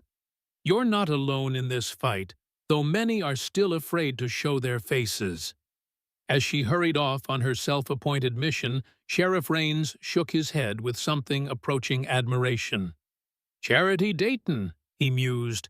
"Never thought I'd see the day she'd step into a fight like this." "People surprise you," Keona said quietly, "when they've had enough fear." They continued to the small house, which was dusty but sound. A bed frame stood in one corner, a table and 2 chairs in another. The stone fireplace would need cleaning, but it would draw well enough to keep out the winter chill. "It's not much," Sheriff Raines said apologetically, "but it's defensible. 1 door, 2 windows I can post men near." "It's more than we had last night," Beckett replied. As the sheriff left to organize a watch, Beckett and Keona stood in the center of what would be their home. For the coming days, a sanctuary of sorts, a fortress, perhaps a place to regroup and plan their next move against a man who had ruled the county through fear for too long. Pike limped to the hearth and lay down with a sigh, his loyalty undiminished by his wounds. Keona knelt beside him, checking his bandages with gentle hands. Beckett moved to the window, looking out at the town that now held their fate. "This isn't how I thought our first week of marriage would go," he said with a grim smile. Kiona looked up, her own smile faint but real. "No, you didn't promise me excitement when you tore that paper." "I promised you a door you could close," he replied. "Not much more than that." She rose and came to stand beside him, her shoulder touching his as they looked out at Rollins together. "You gave me a choice," she said quietly. "No one had given me that in a long time. The rest," she gestured at their circumstances, "this is just the cost of choosing freedom over fear." Beckett turned to her, studying the face that had become more dear to him than he had thought possible in so short a time. He reached out and gently traced the line of her cheek, his calloused fingers rough against her skin. "When this is over," he said, "I'll build you a home no one can burn, with doors that close and windows that don't stick in winter." "When this is over," she replied, taking his hand and holding it against her heart, "we'll build it together." Outside, the afternoon sun cast long shadows across the churchyard. In the distance, a rider moved quickly out of town, heading north toward Hargrove's ranch. The message would be delivered soon. The Shaws had not run, had not hidden, had not broken. The battle for justice and for home had only just begun.